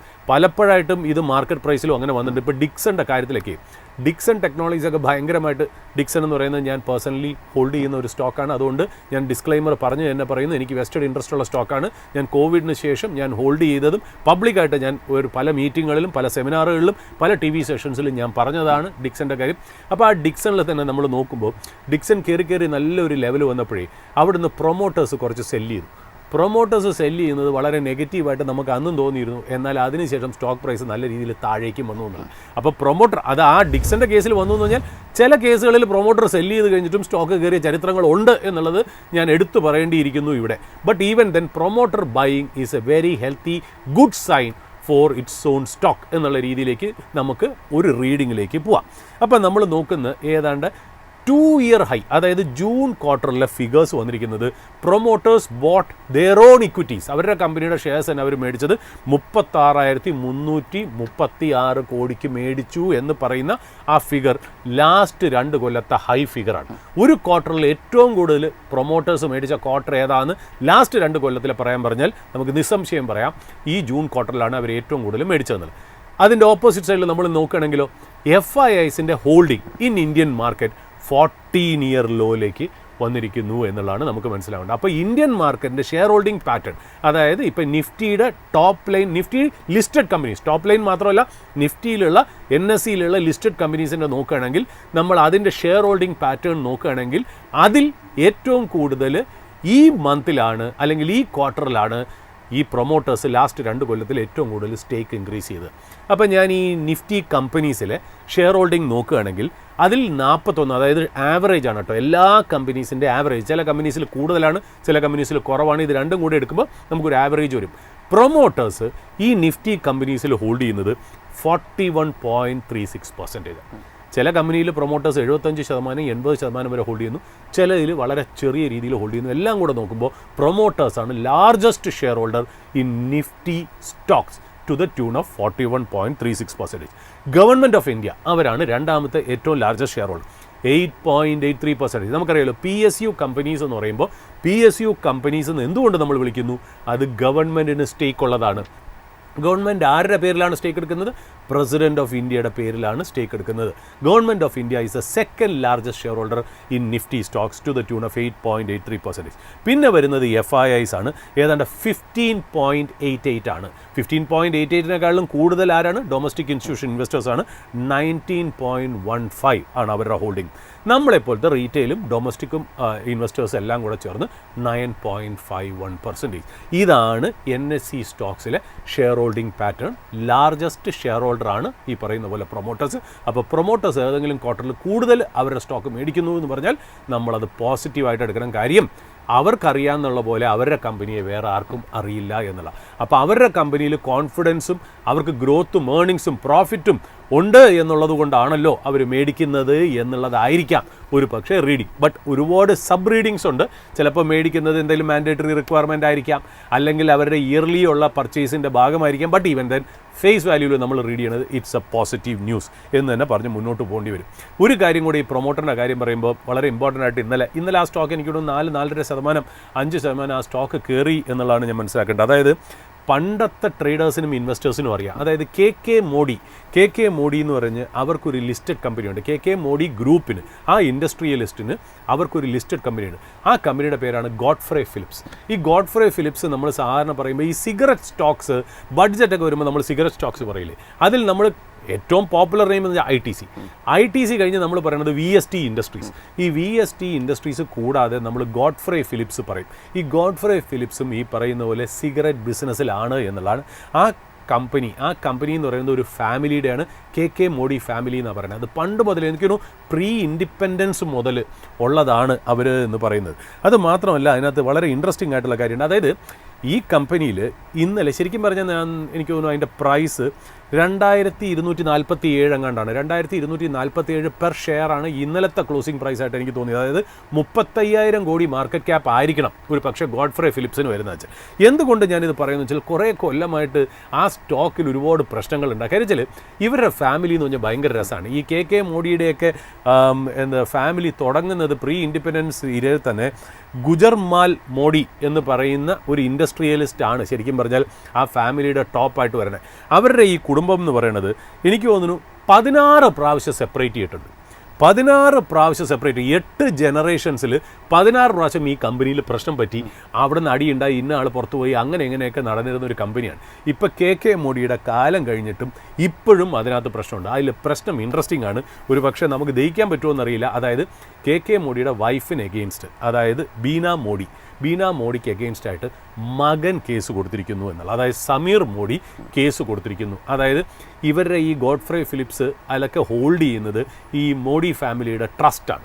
ആ ട്രസ്റ്റിനകത്തുള്ള ചെറിയ ചെറിയ ഇഷ്യൂസ് കാരണം, അതായത് ഫാമിലി ലെഗസി അല്ലെങ്കിൽ അച്ഛൻ്റെ ലെഗസി ഡിസ്ട്രിബ്യൂട്ട് ചെയ്യുന്നതിൽ ചുരുക്കം പറഞ്ഞാൽ സ്വത്ത് തർക്കം എന്നുള്ള രീതിയിൽ അമ്മയുടെ പേരിലാണ് സമീർ മോഡി കേസ് കൊടുത്തിരുന്നത്. ഇപ്പോൾ ഇന്നലെ ന്യൂസ് വന്നിരിക്കുന്നു, സമീർ മോഡി ആ കേസ് പിൻവലിച്ചിരിക്കുന്നു എന്ന് പറഞ്ഞു. അതായത് അദ്ദേഹത്തിന് ഇനി വഴക്കായിട്ട് മുന്നോട്ട് പോകാൻ ഇഷ്ടമില്ല എന്നുള്ള രീതിയിലാണ് പറഞ്ഞേക്കണേന്നുള്ള. അപ്പം ഫാമിലി ഡിസ്പ്യൂട്ട് അവിടെ കഴിഞ്ഞു എന്നുള്ള. ശരിക്കും പറഞ്ഞാൽ ഈ പഴയ കമ്പനികളൊക്കെ അതിനകത്തൊക്കെ ഒരുപാട് വാല്യൂ ഉണ്ട്. നമ്മളിപ്പോൾ ഗോഡ്ഫ്രേ ഫിലിപ്സ് എന്ന് പറഞ്ഞാൽ റെക്കമെൻഡേഷനോ സോളിസിറ്റേഷനോ അഡ്വൈസ് ആയിട്ട് എടുക്കില്ല. ഈ ഗോഡ്ഫ്രേ ഫിലിപ്സ്, ബോംബെ ഡൈയിങ്, ഈ പഴയ മഫറ്റ്ലാൽ ഗ്രൂപ്പ്, ഇതൊക്കെ പണ്ടെന്നൊക്കെ പറഞ്ഞാൽ ബോംബെയിലെ ഏറ്റവും വലിയ ബിസിനസ് എന്ന് പറയുന്നത് ഈ മില്ലുകളൊക്കെ ആയിരുന്നു, ടെക്സ്റ്റൈലൊക്കെ ആയിരുന്നു. ആ ടെക്സ്റ്റൈലുകളൊക്കെ അതിൻ്റെ ഫാക്ടറിയും ലാൻഡും ഒക്കെ ശരിക്കും പറഞ്ഞാൽ സിറ്റിയുടെ പുറത്തായിരുന്നു. ബട്ട് അർബനൈസേഷൻ വന്ന് സിറ്റി എക്സ്പാൻഡ് ചെയ്തപ്പോൾ ഇതൊക്കെ ഇതിനകത്ത് തന്നെയായി. നമുക്കറിയാലോ ഈ ഏറ്റവും നല്ല ഫീനിക്സ് മോൾ എന്ന് പറഞ്ഞാൽ ബോംബെയിലെ മോളുണ്ട്. അത് ഹോൾഡ് ചെയ്യുന്ന കമ്പനി നമ്മുടെ ഇന്ത്യൻ മാർക്കറ്റ് ലിസ്റ്റഡ് ആയിട്ട് ഫീനിക്സ് മിൽസ് എന്ന് പറഞ്ഞാൽ, ഫീനിക്സ് മിൽസ് MILLS മിൽസ് എന്ന് പറഞ്ഞാൽ എന്താ, ടെക്സ്റ്റൈൽ മില്ല് ഓൺ ചെയ്യണമെന്ന്. അവരവിടെ മോള് കൊണ്ടുവന്നു, ഹോട്ടൽ കൊണ്ടുവന്നു, ഫ്ലാറ്റ്സ് കൊണ്ടുവന്നു, കൺസ്ട്രക്ഷൻ കൊണ്ടുവന്നു. ശരിക്കും പറഞ്ഞാൽ ഈ ബോംബെ ഡൈയിങ്, റേമണ്ട്, മഫറ്റ്ലാൽ, ഡിഗ് ജാം, ഇതിലൊക്കെ ശരിക്കും പറഞ്ഞാൽ ഒരുപാട് എംബഡഡ് ആയിട്ടുള്ള വാല്യൂ ഉണ്ട്. എന്നാൽ ഈ കുടുംബക്കാർ ട്രസ്റ്റൊക്കെ ഉണ്ടാക്കി ടാക്സൊക്കെ വെട്ടിച്ച് അങ്ങോട്ടും ഇങ്ങോട്ടും വഴക്കൂടി ശരിക്കും പറഞ്ഞാൽ അതിൻ്റെ ഇവർ ബിസിനസ് തുടങ്ങാനായിട്ട് നമ്മുടെ പോലുള്ള ഷെയർ ഹോൾഡേഴ്സിൽ നിന്ന് പൈസ മേടിച്ച് അവർ എക്സ്പാൻഡ് ചെയ്ത് മുന്നോട്ട് പോയെങ്കിലും നമുക്ക് ഷെയർ ഹോൾഡേഴ്സിന് ബെനിഫിറ്റ് ചെയ്യുന്ന ഒരു കാര്യവും ഇവരൊന്നും ചെയ്യാറില്ല. അങ്ങനെ കിടക്കുന്ന ഒരു കമ്പനിയാണ് ഗോഡ്ഫ്രേ ഫിലിപ്സ്. പറഞ്ഞാൽ വിശ്വസിക്കുമോ, ഇന്ത്യയിൽ മാൽബറോ സിഗരറ്റ്സ് ഡിസ്ട്രിബ്യൂട്ട് ചെയ്യണ ആരാ? ഈ ഗോഡ്ഫ്രേ ഫിലിപ്സാണ്. സിഗരറ്റ്സ് എന്ന് പറഞ്ഞാൽ ഇൻ നോ വേ നമ്മൾ ഈ പറയുന്ന പോലെ ഇത് എൻ്റർടൈൻ ചെയ്യുന്നില്ല. Smoking is injurious to health. അത് മാത്രമല്ല Myfin and our team does not endorse smoking in any way. But ഈ പറയുന്ന പോലെ മാൽബറോ സിഗരറ്റ്സിൻ്റെ ഡിസ്ട്രിബ്യൂഷനുള്ള കമ്പനിയാണ് ഈ ഗോഡ്ഫ്രേ ഫിലിപ്സ്. അതിനകത്തുള്ള പ്രശ്നം, കൊല്ലങ്ങളായിട്ടുള്ള പ്രശ്നമാണ് അമ്മയും മകനും തമ്മിൽ, അതായത് ഈ സീമ മോഡിയും സമീർ മോഡിയും തമ്മിലുള്ള പ്രശ്നത്തിന്, കേസിന് അവസാനം വന്നത്. സമീർ മോഡിയെ നമുക്ക് വലിയ പേര് കേട്ടാണല്ലോ, നമുക്കറിയാം ഈ മോഡി കെയർ എന്ന് പറഞ്ഞൊരു കോസ്മെറ്റിക്സ് ഒരു നെറ്റ്വർക്ക് മാർക്കറ്റിംഗ് കമ്പനിയുണ്ട്, കണ്ടിട്ടുണ്ട്? ഈ മൾട്ടി ലെവൽ വിറ്റ് പോണേ മോഡി കെയർ എന്ന് എവിടെയെങ്കിലും കാണുകയാണെങ്കിൽ അത് ഈ സമീർ മോഡിയുടെ കമ്പനിയാണ്. അത് മാത്രമല്ല നമ്മൾ പല മോളുകളിലൊക്കെ പോകുമ്പോൾ കളർ ബാർ എന്ന് പറയുന്ന കോസ്മെറ്റിക്സ് കണ്ടിട്ടുണ്ട്, അതായത് ലിപ് ഷെയ്ഡ് അല്ലെങ്കിൽ നെയിൽ പോളിഷൊക്കെ ഉണ്ടാക്കണം, അതും ഈ സമീർ മോഡിയുടെ കമ്പനിയാണെന്നുള്ളത്. സമീർ മോഡിയുടെ ബ്രദറിനെ നമുക്കറിയാം, പണ്ട് IPL ചെയർമാനും CEO ആയിരുന്ന ലളിത് മോദി, ഇന്ന് UK താമസിക്കുന്നത്. ഇതാണ് ആ ഫാമിലി എന്ന് പറയുന്നത്. അപ്പോൾ അതിലെ ഡിസ്പ്യൂട്ട് കഴിഞ്ഞു. ഇന്നലെ സ്റ്റോക്ക് 5% കയറി, ഗോഡ്ഫ്രേ ഫിലിപ്സ് എന്നുള്ള കാര്യം. അപ്പം ഞാൻ ജസ്റ്റ് ഒന്ന് പഴയ പ്രേക്ഷകർക്ക് വേണ്ടി ഞാനിതൊന്ന് മെൻഷൻ ചെയ്തു എന്ന് മാത്രം. ഏതായാലും അവിടെ നിൽക്കട്ടെ. ഇനി ബാക്കിയുള്ള കാര്യങ്ങളിലേക്ക് നമുക്ക് ഗ്ലോബൽ ക്യൂസിലേക്ക് പോവാം. ഇന്നലെ ഈവനിങ് വാൾ സ്ട്രീറ്റ് നോക്കാൻ നേരത്ത് എല്ലാ മേജർ ഇൻഡസ്ട്രീസും 1%-ന് മുകളിൽ അപ്പായിരുന്നു. S&P 500 was up by around 1.48%. Nasdaq was up by around +2.13%. Dow Jones was up by 1.32%. അതായത് S&P 500-ലെ 8 സെക്ടർ പോസിറ്റീവായി 3 സെക്ടർ നെഗറ്റീവ് ആയിരുന്നു എന്നുള്ളത്. ഞാൻ അവിടുന്ന് ട്രഷറി മാർക്കറ്റിലേക്ക് പോയപ്പോൾ ട്രഷറി മാർക്കറ്റിൽ ഇപ്പോഴും ഒരു അൺഈസിനെസ് ഉണ്ട് കേട്ടോ. അതായത് 10-year ബോണ്ട് ഈൽഡ് ഇപ്പോഴും 4.69%, 30-year ബോണ്ട് ഈൽഡ് 5.235% നിൽക്കുന്നു എന്നുമാണ്. ഇന്നലെ യു എസിൽ നല്ലൊരു ഫിഗർ വന്നു. അതായത് ജൂലൈ ISM മാനുഫാക്ചറിങ് ഇൻഡെക്സ് 55.6, അതായത് മെയ് 2022 ശേഷം ഏറ്റവും വലിയ റീഡിംഗ് ആണ് വന്നത്. എന്താണ് ഈ ISM എന്നുള്ളത് ജസ്റ്റ് ഒന്ന് മനസ്സിലാക്കി വെക്കുക. അതായത് ഇൻസ്റ്റിറ്റ്യൂട്ട് ഓഫ് സപ്ലൈ മാനേജ്മെൻറ്റ് ആണ് ഈ ISM. അവർ കൊണ്ടുവന്ന ഈ മാനുഫാക്ചറിങ് ഇൻഡെക്സ് എന്ന് വെച്ചാൽ അവർ ഈ ഓരോ കമ്പനികളുടെയും ഫാക്ടറി ഓൺ ചെയ്യുന്ന ലീഡേഴ്സിൻ്റെ അടുത്ത് സംസാരിച്ചിട്ട് ചോദിക്കും, എങ്ങനെയാണ് നിങ്ങളുടെ ഓർഡർ ബുക്ക്, എങ്ങനെയാണ് നിങ്ങളുടെ ഈ പറയുന്ന പോലെ ഇൻവെൻട്രി, അല്ലെങ്കിൽ നിങ്ങളുടെ പുതിയ മാനുഫാക്ചറിങ് പോകുന്നത്, എത്രത്തോളം ജോബ്സ് ആഡ് ചെയ്തു, ഇതെല്ലാം കൂടെ ചേർത്ത് അവരൊരു ഇൻഡെക്സ് കൊണ്ടുവന്നതാണ് ഈ ISM എന്ന് പറയുന്നത്. ഇത് ഫാക്ടറി ആക്ടിവിറ്റിയാണ് മെഷർ ചെയ്യുന്നത്, മന്ത്ലിയാണ് ഇവർ റിപ്പോർട്ട് ചെയ്യുന്നത്. അതാണ് ഈ ISM എന്ന് പറയുന്നത്. നമ്മളൊരു ഫിഗർ നമ്മുടെ മുന്നിൽ കിട്ടുമ്പോൾ ആ ഫിഗർ എന്താണ് എന്ന് മനസ്സിലാക്കാതെ നമുക്ക് അറിഞ്ഞിട്ട് കാര്യമില്ല. അതുകൊണ്ടാണ് ഞാൻ ISM എക്സ്പ്ലെയിൻ ചെയ്യുന്നത്. അപ്പോൾ ഇതിനകത്ത് നമ്മൾ പറയണത് എന്താ, ഈ ISM ഫിഗേഴ്സ് നോക്കുകയാണെങ്കിൽ കൺട്രിയുടെ എക്കണോമിയും മാനുഫാക്ചറിങ്ങും ഗ്രോ ചെയ്യുന്നുണ്ടോ ഷ്രിങ്ക് ചെയ്യുന്നുണ്ടോ എന്നുള്ള റീഡിംഗ് കിട്ടും. അതാണ്. അപ്പോൾ ഇന്നലത്തെ റീഡിംഗ് എത്രയാണ് വന്നേക്കുന്നത്? 55.6, വിച്ച് ഈസ് ബ്യൂട്ടിഫുൾ. എന്തുകൊണ്ടെന്ന് വെച്ചാൽ നമ്മൾ സാധാരണ പറയുന്ന ഈ ISM ഫിഗർ 50ക്ക് മുകളിലാണ് എന്നുണ്ടെങ്കിൽ നമ്മൾ പറയുന്നത് വെച്ചാൽ ഫാക്ടറി ആക്ടിവിറ്റി ഈസ് എക്സ്പാൻഡിങ് എന്നുള്ള രീതി, അതായത് ഗ്രോത്ത് ഉണ്ട്, എക്സ്പാൻഡ് ചെയ്യുന്നു എന്നുള്ള. 50ൽ തന്നെ നിൽക്കുകയാണെന്നുണ്ടെങ്കിൽ നമ്മൾ സ്റ്റേബിൾ ആൻഡ് സ്റ്റഡി എന്ന് പറയും. 50ക്ക് താഴെയാണ് പോകണമെങ്കിൽ ഷ്രിങ്കേജ്, അതെങ്കിൽ കോൺട്രാക്റ്റിംഗ്, മാനുഫാക്ചറിങ് മോശമാവുന്നു എന്നുള്ള രീതിയിലാണ് പറഞ്ഞത്. അപ്പോൾ ഇന്നലെ വന്ന റീഡിംഗ് 55.6 എന്ന് പറയുന്നത് ഗ്രേറ്റ് കാര്യം. 55% മുകളിൽ വരിക എന്ന് പറഞ്ഞാൽ അതിനർത്ഥം എക്സെപ്ഷണൽ ആണ്. അപ്പോൾ ഈ ISM മാനുഫാക്ചറിങ് ഇൻഡെക്സ് ഇന്നലെ 55.6 വന്നത് 2022 മെയ്ക്ക് ശേഷം ഏറ്റവും നല്ല ഫിഗറാണ്. ഇതെന്തെങ്കിലും രീതിയിൽ ബോണ്ട് റേറ്റ്സിനെ അഫക്റ്റ് ചെയ്യുന്നുണ്ടോ എന്നുള്ളത് നോക്കണം ഈ വരുന്ന ദിവസങ്ങളിൽ എന്നുള്ളതാണ് എനിക്ക് ഇമ്പോർട്ടൻ്റ് ആയിട്ട് പോകുന്ന കാര്യം. പിന്നെ വാർ ഫ്രണ്ടിൽ നോക്കുകയാണെങ്കിൽ വലിയ മൂവ്മെൻ്റ് ഒന്നുമില്ല. ട്രംപ് ഒരു വശത്തുകൂടി പറഞ്ഞുകൊണ്ടിരിക്കുന്നത് വെച്ചാൽ Iran is begging for a deal എന്നാണ് പറഞ്ഞുകൊണ്ടിരിക്കുന്നത്. എന്നാൽ ഇറാൻ കംപ്ലീറ്റ് ആയിട്ട് അത് റിജക്റ്റ് ചെയ്യുന്നു. അതായത് ഇറാൻ്റെ foreign ministry spokes person Ismail Bagheri പറയുന്നത് വെച്ചാൽ ഇറാൻ്റെ ഒരു നെഗോഷിയേറ്റേഴ്സും പുറത്തോട്ട് പോയിട്ടില്ല, എല്ലാവരും തന്നെ ഉണ്ട്. അപ്പോൾ ട്രംപ് പറഞ്ഞത് എന്താ, ഇറാൻ ബാക്ക്ഡോർ നെഗോഷിയേഷൻ നടത്തുകയാണ്, അവിടെ മീറ്റിംഗ് നടക്കുകയാണ്, ഇവിടെ മീറ്റിംഗ് നടക്കുകയാണ്. അപ്പോൾ ഇസ്മായിൽ ബഗേരി പറയുന്നത് എന്താ, ഇസ്മായിൽ ബഗേരി പറയുന്നത് വെച്ചാൽ ഒരു നെഗോഷിയേറ്റേഴ്സോ മെയിൻ ഡെലിഗേറ്റ്സോ ഇറാൻ വിട്ടു പോയിട്ടില്ല എക്സെപ്റ്റ് അബ്ബാസ് അറാക്ചി ഒരു റിലീജിയസ് പിൽഗ്രിമേജിന് പോയിരിക്കുകയാണ്. ഒരാഴ്ച കഴിഞ്ഞേ വരുള്ളൂ. ബാക്കി എല്ലാവരും ഇവിടെ തന്നെയുണ്ട്, ഞങ്ങൾ ഒരു നെഗോസിയേഷൻസിലും ഏർപ്പെട്ടിട്ടില്ല എന്നുള്ള രീതിയിലേക്കാണ് പറയുന്നത് എന്നുള്ള. അപ്പം പിന്നെ ട്രംപ് സംസാരം മാറ്റി. ട്രംപ് പറയുന്നത് വെച്ചാൽ ഇറാനിയൻ ലീഡർഷിപ്പ് എന്താ പറയുക, രണ്ട് മുഖത്തിലാണ് പെരുമാറുന്നത്, അതായത് ഡിസ്ഓണസ്റ്റ് ആയിട്ടാണ് പെരുമാറുന്നത് എന്നുള്ള രീതിയിൽ പറയും. എന്തെങ്കിലും ആയിക്കോട്ടെ, ഏതായാലും അവിടെ ഈ വലിയ കാര്യങ്ങളൊന്നും നടക്കാത്തതുകൊണ്ട് തന്നെ ക്രൂഡ് മാർക്കറ്റ് ഞാൻ നോക്കിയപ്പോൾ ഏതാണ്ട് $84.66 പെർ ബാരൽ ബ്രന്റ് ട്രേഡ് ചെയ്യണം. WTI ക്രൂഡ് ഏതാണ്ട് $81.03 പെർ ബാരലിൽ നിൽക്കുന്നു. അപ്പോൾ crude is under control. But even തന്നെ 80ക്ക് താഴെ വന്നാലേ നമുക്ക് ഒരു കംഫർട്ട് കിട്ടുള്ളൂ എന്നുള്ളത് നമ്മൾ ശ്രദ്ധിക്കണം. ഞാൻ പ്രഷ്യസ് മെറ്റൽ നോക്കുമ്പോൾ ഗോൾഡ് ഒന്ന് കയറി നിൽപ്പുണ്ട്. ഏതാണ്ട് $4,113 പെർ ട്രോയ് ഔൺസും, സിൽവർ $58 തൊട്ട് $59 പെർ ട്രോയ് ഔൺസിലും ട്രേഡ് ചെയ്യുന്നു. ഏഷ്യൻ മാർക്കറ്റ്സ് ഞാൻ ഒരു 8:45 മണിക്ക് ഞാൻ നോക്കിയപ്പോൾ ജപ്പാൻ്റെ നിക്കൈ -0.64% ഡൗൺ ആണ്. സൗത്ത് കൊറിയൻ കോസ്പി ഏതാണ് -0.98% ഡൗൺ ആണ്. അവിടെ SK ഹൈനിക്സ് -1.98 ഡൗൺ ആയിരുന്നു. സാംസങ് ഇലക്ട്രോണിക്സ് -2.3% ഡൗൺ ആയിരുന്നു. SK ഹൈനിക്സും സാംസങ്ങിൻ്റെയും മൂവ്മെൻറ്റ് പറയുന്നതായിരിക്കും കോസ്പി പറയുന്നതിനേക്കാളും നല്ലത്. കാര്യം കോസ്പിയുടെ 50% ഇവരാണ് എന്നുള്ള. പിന്നെ ഹോങ്കോങ്ങിൽ നമ്മൾ വരുമ്പോൾ ഹാങ്സെങ് -0.49%, ഷാങ്കായ് ഏതാണ്ട് -0.01%. എനിക്ക് തോന്നുന്നു ഏഷ്യ പസഫിക്കിൽ ഞാൻ നോക്കുമ്പോൾ ഒരേ ഒരു മാർക്കറ്റ് മാത്രമേ ഉണ്ടായിരുന്നുള്ളൂ 8:45 മണിക്ക് ഇന്ത്യൻ സ്റ്റാൻഡേർഡ് ടൈമിൽ പ്ലസ് ആയിട്ടുള്ളത്. അത് ഓസ്ട്രേലിയൻ ASX 200 ആണ്, +1.17% നിൽക്കുന്നുള്ളൂ. ഇനി US ജപ്പാൻ, അതായത് US ജപ്പാൻ പെയറിൻ്റെ എക്സ്ചേഞ്ച് റേറ്റിൽ ഒരു ഇമ്പോർട്ടൻ്റ് ആയിട്ടുള്ളൊരു കാര്യം നടന്നിട്ടുണ്ട്. അതെന്ന് വെച്ചാൽ വളരെ ഇമ്പോർട്ടൻ്റ് ആണ് കേട്ടോ. ഈ ഗ്ലോബൽ ക്യൂ നമ്മൾ പറയുമ്പോൾ വളരെ സിമ്പിളായിട്ട് പറയുമെങ്കിലും നമ്മൾ ഇതൊക്കെയാണ് ശരിക്കും പറഞ്ഞാൽ മാർക്കറ്റിൻ്റെ ഓവറോൾ മാക്രോ സെറ്റപ്പിനെ അഫക്റ്റ് ചെയ്യണത്. അതായത് ഇന്നലെ USD ജാപ്പനീസ് യെൻ പെയറിൻ്റെ എക്സ്ചേഞ്ച് റേറ്റ് ഏതാണ്ട് 157.6 എന്നുള്ള രീതിയിലേക്ക് വന്നിരിക്കുന്നു എന്നുള്ള.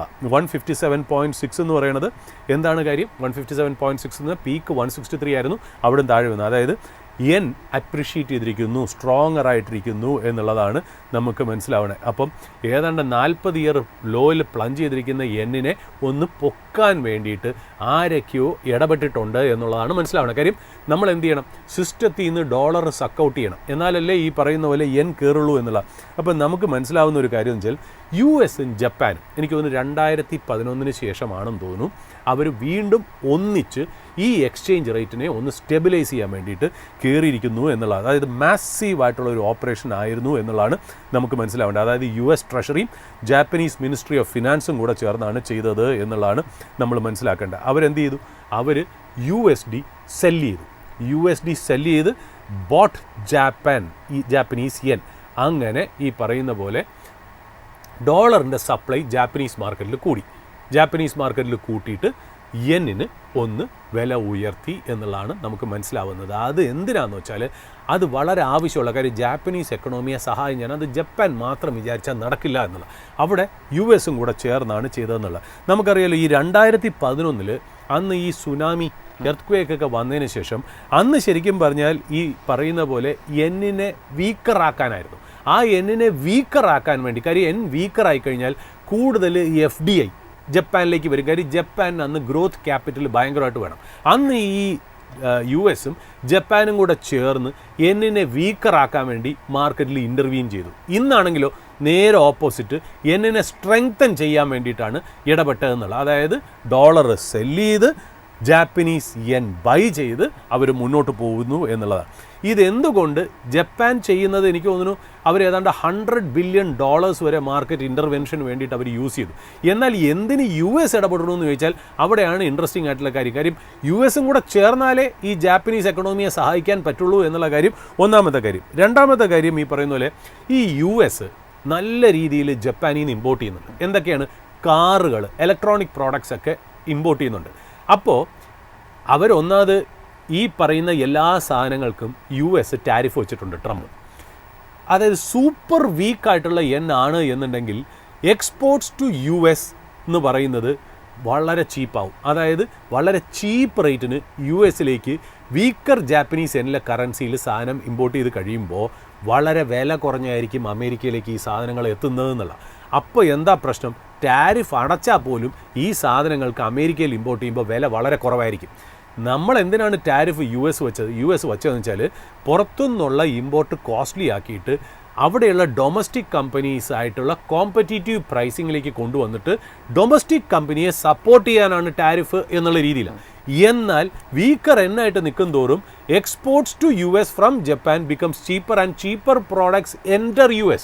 അങ്ങനെയാണെങ്കിൽ വീണ്ടും ഈ കമ്പനികൾ US കമ്പനികൾ വല്ലാത്ത പ്രശ്നത്തിലാവും. അതുകൊണ്ട് അവിടെ സ്ട്രോങ്ങർ ആവുക എന്നുള്ളതാണ് ഈ പറയുന്ന പോലെ US-ന് ആവശ്യം. അതുകൊണ്ട് US-ഉം കൂടെ നേരെ ചെന്ന് സഹായിച്ച് യെന്നിനെ സ്ട്രോങ് ആക്കാൻ വേണ്ടി US ഡോളേഴ്സ് സെല്ല് ചെയ്തിട്ട് ജാപ്പനീസ് യെൻ ബൈ ചെയ്തു എന്നുള്ളത് ഒരു റീസൺ. അതാണ് US-ൻ്റെ വെസ്റ്റഡ് ഇൻട്രസ്റ്റ്. എന്തുകൊണ്ടാണ് US most powerful നേഷനായിട്ട് നിൽക്കണമെന്നറിയോ?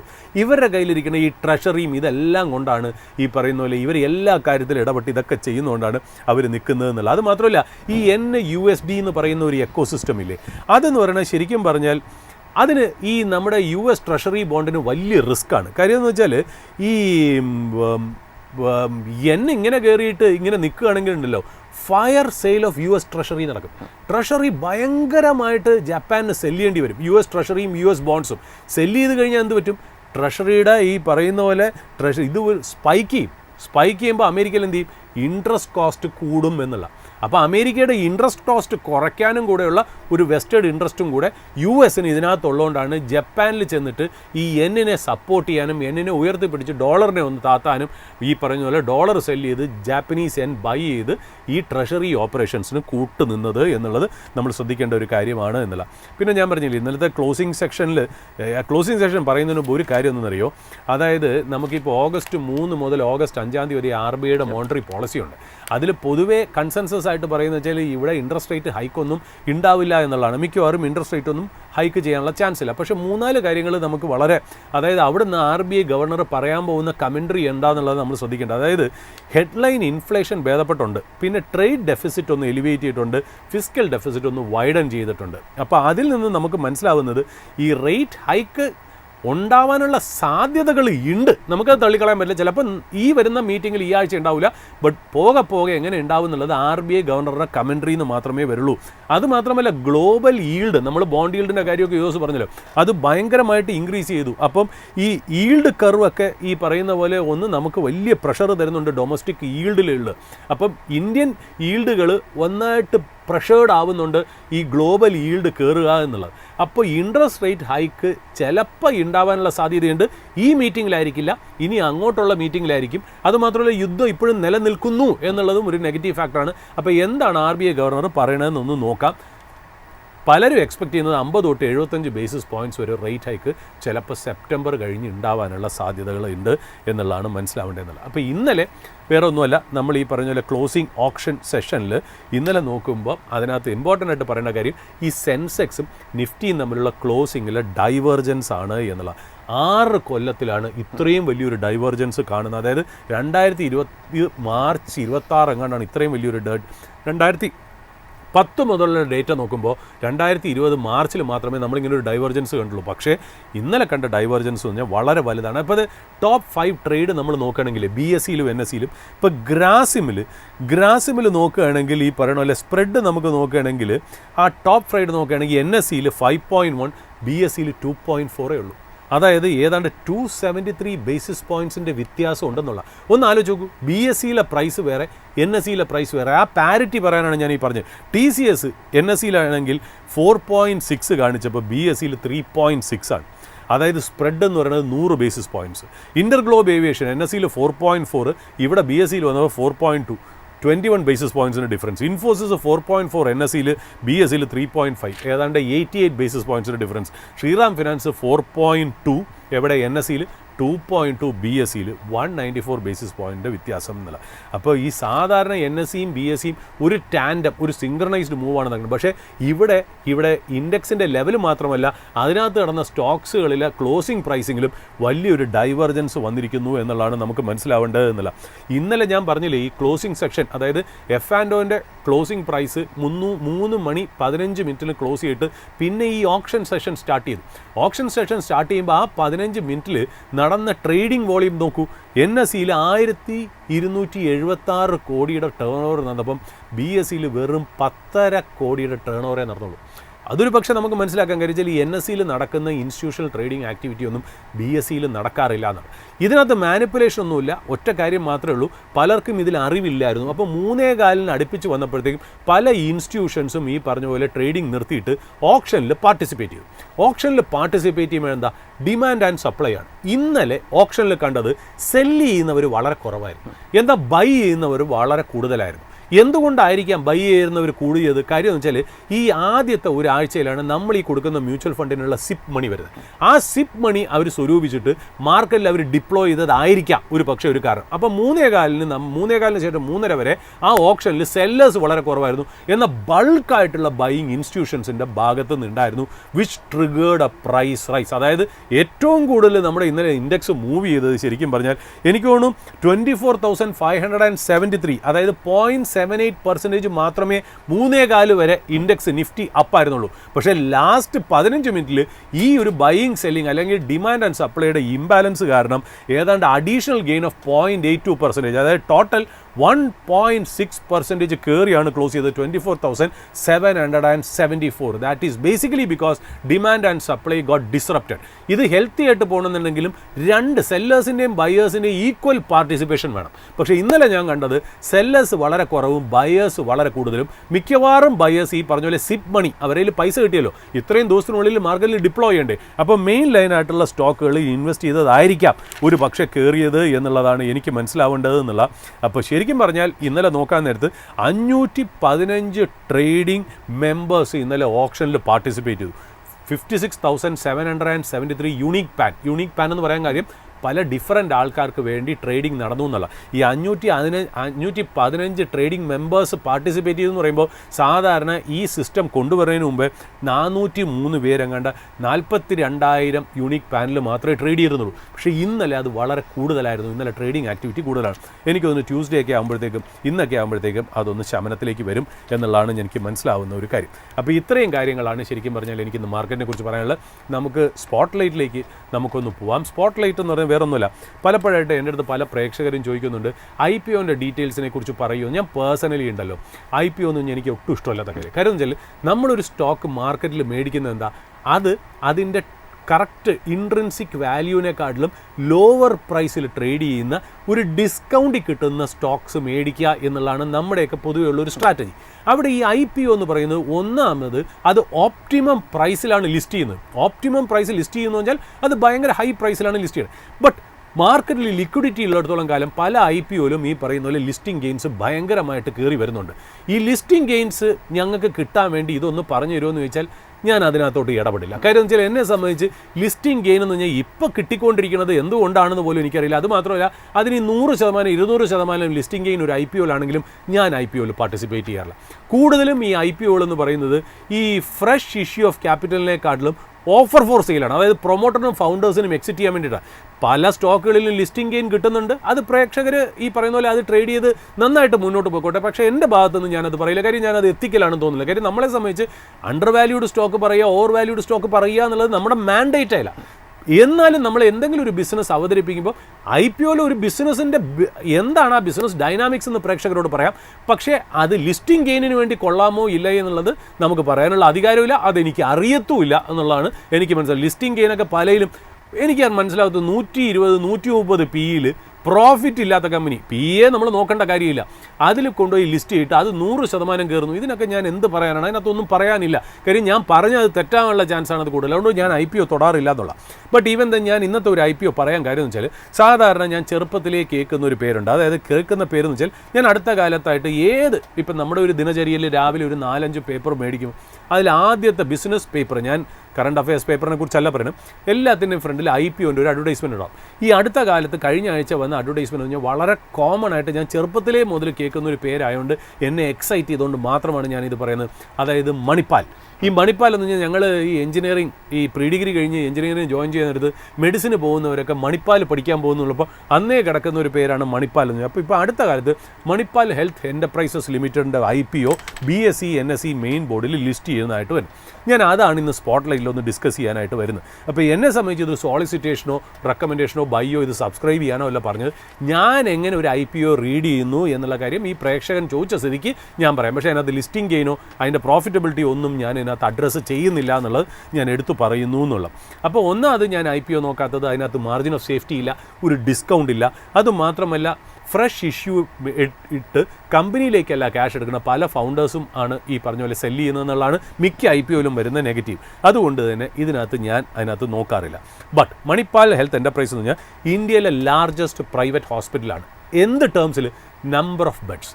Number of hospitals വെച്ചല്ല, നമ്പർ ഓഫ് ബെഡ്സ് വെച്ച് നോക്കുകയാണെങ്കിൽ ഇവർക്ക് 13,037 ലൈസൻസ് ബെഡ് ഉണ്ട്. That makes them India's largest hospital chain by bed count. എന്നാൽ നമ്പർ ഓഫ് ഹോസ്പിറ്റൽസിൻ്റെ കാര്യത്തിൽ ഇവർ ഇന്ത്യയിൽ രണ്ടാമതാണ്. 49 ഹോസ്പിറ്റലുണ്ട് എന്നുള്ള. ഇവർ മണിപ്പാൽ ഗ്രൂപ്പ് എന്ന് പറയുന്നത് നമുക്കറിയാലോ, TMA പൈ എന്ന് പറയുന്ന ആ വ്യക്തി വളരെ ഫേമസ് ആണ്. അദ്ദേഹത്തിൻ്റെ ഓൺഡായിട്ട് വരുന്നതാണ് ഈ മണിപ്പാൽ ഗ്രൂപ്പ് ഓഫ് കമ്പനീസിൻ്റെ കീഴിലാണ് ഈ മണിപ്പാൽ ഹെൽത്ത് കെയർ വരുന്നതെന്നുള്ള. ഈ IPO എന്ന് പറയുന്നത് ബുക്ക് ബിൽഡിംഗ് പ്രോസസ്സ് വന്നിരിക്കുന്നത് ഏതാണ്ട് ജൂലൈ 29 മുതൽ ജൂലൈ 31, 2026 വരെയാണ്. അത് കഴിഞ്ഞു. എനിക്ക് തോന്നുന്നു 5-ാം തീയതിയോടുകൂടി BSEയിലോ NSEയിലോ ലിസ്റ്റ് ചെയ്യുന്നതായിരിക്കുന്നതാണ്. ഇഷ്യൂ സൈസ് 9,275 crore പൈസയാണ് അവർ റേസ് ചെയ്യണത്. 9,275 crores. എനിക്ക് തോന്നുന്നു പ്രൈസ് ബാൻഡ് 560-ക്കും 590-ക്കും ഇടയിലാണ് ഈ IPO ബുക്ക് ബിൽഡിംഗ് നടക്കുന്നത്. എത്ര പ്രൈസാണ് ലിസ്റ്റ് ചെയ്യണമെന്നുള്ളത് നമുക്ക് ഡീറ്റെയിൽ കിട്ടിയിട്ടില്ല. ഈ 9,275 crore റേസ് ചെയ്യുന്നതിൽ ഓഫർ ഫോർ സെയിൽ കഴിഞ്ഞാൽ എക്സിസ്റ്റിംഗ് ആയിട്ടുള്ള പ്രൊമോട്ടർ ആവാം, പ്രൈവറ്റ് ഇക്വിറ്റി ആക്കാം, ഫൗണ്ടേഴ്സ് ആവാം. അവർ സെല്ല് ചെയ്യാൻ പോകുന്നത് 1,257 കോടിക്കാണ്. അപ്പോൾ ഈ 9,275-ൽ 1,257 കോടി തന്നെ അവർ റേസ് ചെയ്യണത് എന്താ? ഈ പറയുന്ന പോലെ പ്രൊമോട്ടേഴ്സിന് സെല്ല് ചെയ്ത് ഒരു എക്സിറ്റ് കിട്ടാനാണ്. ആ പൈസ കമ്പനിയിലേക്ക് വരുന്നില്ല. അതുകൊണ്ട് ഞാൻ അതിലോട്ട് നോക്കുന്നില്ല. കമ്പനിയിലോട്ട് വരുന്ന പൈസ നമുക്ക് നോക്കാം. അത് 9,275 crore റേസ് ചെയ്യണേൽ 8,000 കോടിയാണ് കമ്പനിയിലേക്ക് വരുന്ന പൈസ. ഈ 8,000 കോടി എന്ന് പറയുമ്പോൾ ആ 8,000 കോടി കമ്പനിയിലേക്ക് വന്നു കഴിഞ്ഞാൽ എങ്ങോട്ട് പോകണു എന്നുള്ളതാണ് നമ്മൾ ഡിവിഷൻ നോക്കേണ്ടത്. അത് 3 കാര്യങ്ങളിലേക്കാണ് പോകുന്നത്. അതെന്ന് പറയുന്നത് ഏതാണ്ട് 5,552 കോടി അവരുടെ പ്രീവിയസ് ആയിട്ട് ബോറോ ചെയ്ത ഒരു ഡെപ്റ്റ് റീപേ ചെയ്യാൻ വേണ്ടി, കടം തീർക്കാൻ വേണ്ടിയിട്ടാണ് അവർ ഉപയോഗിക്കുന്നത്. അതായത് ഇവരൊരു സബ്സിഡറി ഉണ്ട്, മണിപ്പാൽ ഹോസ്പിറ്റൽസ് പ്രൈവറ്റ് ലിമിറ്റഡ്. ഈ സബ്സിഡറിയാണ്. അവരുടെ പേരുള്ള ഒരു കടം തീർക്കാനാണ് 5,552 കോടി ഈ പറയുന്ന 9,275 അവർ യൂസ് ചെയ്യാൻ പോകണം. പിന്നെ 574 കോടി എന്ന് പറഞ്ഞാൽ ഇവരൊരു സഹ്യാദ്രി ഹോസ്പിറ്റൽ എന്നൊരു ഹോസ്പിറ്റൽ എടുത്തിട്ടുണ്ട്. അതിൻ്റെ ബാക്കിയുള്ള സ്റ്റേക്കും കൂടെ പർച്ചേസ് ചെയ്യാൻ വേണ്ടിയിട്ട് 572 കോടി യൂസ് ചെയ്യുന്നു. ബാക്കി അവരെ കയ്യിരിക്കുന്ന പൈസ ജനറൽ ഓപ്പറേഷൻസിനും ഡേ ടു ഡേ ആക്ടിവിറ്റിക്കും വേണ്ടിയിട്ടാണ്. അപ്പോൾ ഇതിൽ 1,275 കോടി എന്തിനാണ്? 1,257 കോടി ശരിക്കും പറഞ്ഞാൽ പ്രൊമോട്ടേഴ്സിന് അല്ലെങ്കിൽ ഫൗണ്ടേഴ്സിന്, പ്രൈവറ്റ് ഇക്വിറ്റി പ്ലേയേഴ്സിനുള്ള എക്സിറ്റ് ആണ് എന്നുള്ളത്. അപ്പോൾ ഈ സഹ്യാദ്രി ഹോസ്പിറ്റൽ എന്ന് പറഞ്ഞല്ലോ ഇവരെടുത്തു എന്ന് പറഞ്ഞാൽ ഇവർ എനിക്ക് തോന്നുന്നു FY26 Q3 ക്വാർട്ടർ 3 അവർ 90% സ്റ്റേക്കാണ് ഈ കമ്പനിയിൽ മേടിച്ചിരിക്കുന്നത്. 1,606 ബെഡുള്ള സഹ്യാദ്രി ഹോസ്പിറ്റൽ. ഈ സഹ്യാദ്രി ഹോസ്പിറ്റൽ മേടിക്കാനായിട്ട് ഇവരെങ്ങനെ ഫണ്ട് ചെയ്തെന്നറിയോ? ബാങ്കിൽ നിന്ന് ലോൺ എടുത്തിട്ടില്ല. പകരം ഇവരെന്ത് ചെയ്തു? ബോണ്ട് ഇഷ്യൂ ചെയ്തു. എത്ര കോടിയുടെ? സഹ്യാദ്രിയുടെ 90% മേടിക്കാൻ 5,310 കോടിയുടെ ബോണ്ട്, 9% കൂപ്പൺ, ഇൻട്രസ്റ്റ് റേറ്റ് ആണെന്ന് വിചാരിക്കുക 9%. അതിനാണ് ഇവർ ബോണ്ട് റേസ് ചെയ്തത്, ബോണ്ട് വിറ്റ് പൈസ റേസ് ചെയ്തത് 5,300. അത് വലിയൊരു കടമാണ് എന്നുള്ളതാണ് നമുക്ക് മുന്നോട്ട് പോകേണ്ടത്. അതായത് 5,310 കോടിക്ക് 9% കൂപ്പൺ റേറ്റ് എന്ന് പറഞ്ഞാൽ ഒരു കൊല്ലം 478 കോടി മാത്രം നമ്മൾ ഈ കൂപ്പണിന് വേണ്ടിയിട്ട് നമ്മൾ പൈസ മാറ്റി വയ്ക്കണം, ഇൻട്രസ്റ്റ് പേയ്മെൻറ്റിന് വേണ്ടി മാറ്റി വയ്ക്കണം എന്ന് മനസ്സിലാക്കുക. അതാണ് അതിൻ്റെ ഒരു ഇമ്പോർട്ടൻസ് എന്ന് പറഞ്ഞാൽ. അത് മാത്രമല്ല ഈ മണിപ്പാലിൻ്റെ ഇതൊക്കെ കാരണമുണ്ടല്ലോ, മണിപ്പാലിൻ്റെ ഡെപ്റ്റ് ഡബിൾ ചെയ്തു. അതായത് ഏതാണ്ട് ഡെപ്റ്റ് 10,535 കോടിയായി. കൺസോളിഡേറ്റഡ് ഡെപ്റ്റ് എന്ന് പറയുന്നത് 11,185 crores, 11,000 കോടി ഏതാണ്ട് ഡെപ്റ്റ് തന്നെ ഈ കമ്പനിയിൽ ഉണ്ട് എന്നുള്ള. ഇതെല്ലാം കഴിഞ്ഞിട്ട് നമ്മൾ നോക്കണം എന്താ, ഈ എടുത്ത സഹ്യാദ്രി ഹോസ്പിറ്റൽ 90% എടുത്ത് 5,310 കോടിക്ക് അടുത്ത് അത് ലോസ് മേക്കിംഗ് ആണെന്നുള്ളതാണ് അതിനകത്തുള്ള പ്രത്യേകത. ഓക്കെ, ഭാവിയിൽ അതാവുമായിരിക്കും, പക്ഷേ ഇപ്പം ലോസ് മേക്കിംഗ് ആണ് എന്നുള്ള. അപ്പോൾ ഈ പറയുന്ന പോലെ ഇതിനകത്ത് ഈ ടോട്ടൽ ഫ്രഷ് ഇഷ്യൂവിൻ്റെ ഏതാണ്ട് 8,000 കോടി പറഞ്ഞല്ലോ. അതായത് ബാക്കിയുള്ളത് പ്രൊമോട്ടറും അല്ലെങ്കിൽ പ്രൈവറ്റ് ഇക്വിറ്റി പ്ലെയറും ഒക്കെ 1,375 കോടിക്ക് വിറ്റ് പോകുകയാണെന്നുള്ളത്. ഈ ഫ്രഷ് ഇഷ്യൂവിൻ്റെ ഏതാണ്ട് ഈ പറയുന്ന പോലെ 68% ഇവർ യൂസ് ചെയ്യണത് ബാലൻസ് ഷീറ്റ് ക്ലിയർ ചെയ്യാനാണ്. ബാലൻസ് ഷീറ്റ് ക്ലിയർ ചെയ്യുന്ന കഴിഞ്ഞാൽ എക്സിസ്റ്റിംഗ് ആയിട്ടുള്ള ഡെപ്റ്റ് റിട്ടേർ ചെയ്യുക, സഹ്യാദ്രിയുടെ ബാക്ക് ഇനിയുള്ള സ്റ്റേക്ക് മേടിക്കുക. അപ്പോൾ ബാലൻസ് ഷീറ്റ് ക്ലിയറൻസിന് വേണ്ടിയിട്ടാണ് ഇവരുടെ പൈസ കൂടുതൽ യൂസ് ചെയ്യാൻ പോണേ. അല്ലാണ്ട് ഒരു എക്സ്പാൻഷന് വേണ്ടിയിട്ട് ഈ പൈസ IPOൻ്റെ പ്രൊസീഡ്സിൽ നിന്നും കിട്ടുന്നില്ല എന്നുള്ളതാണ് ഇതിൻ്റെ പ്രത്യേകത. ഇവർ റവന്യൂ നോക്കുകയാണെങ്കിലുണ്ടല്ലോ FY25 to 26 നോക്കുകയാണെങ്കിൽ ഞാൻ ഫിഗർ പറയില്ല, 26% ഗ്രോത്ത് ഇവർക്ക് റവന്യൂലുണ്ട്. ഓപ്പറേറ്റിംഗ് പ്രോഫിറ്റ് അതായത് EBITDA ഇബിറ്റയിലും ഇവർക്ക് ഏതാണ്ട് 24% ഗ്രോത്ത് ഉണ്ട്. ബട്ട് നെറ്റ് പ്രോഫിറ്റ് 15% ഡൗൺ ആണ് എന്നുള്ള.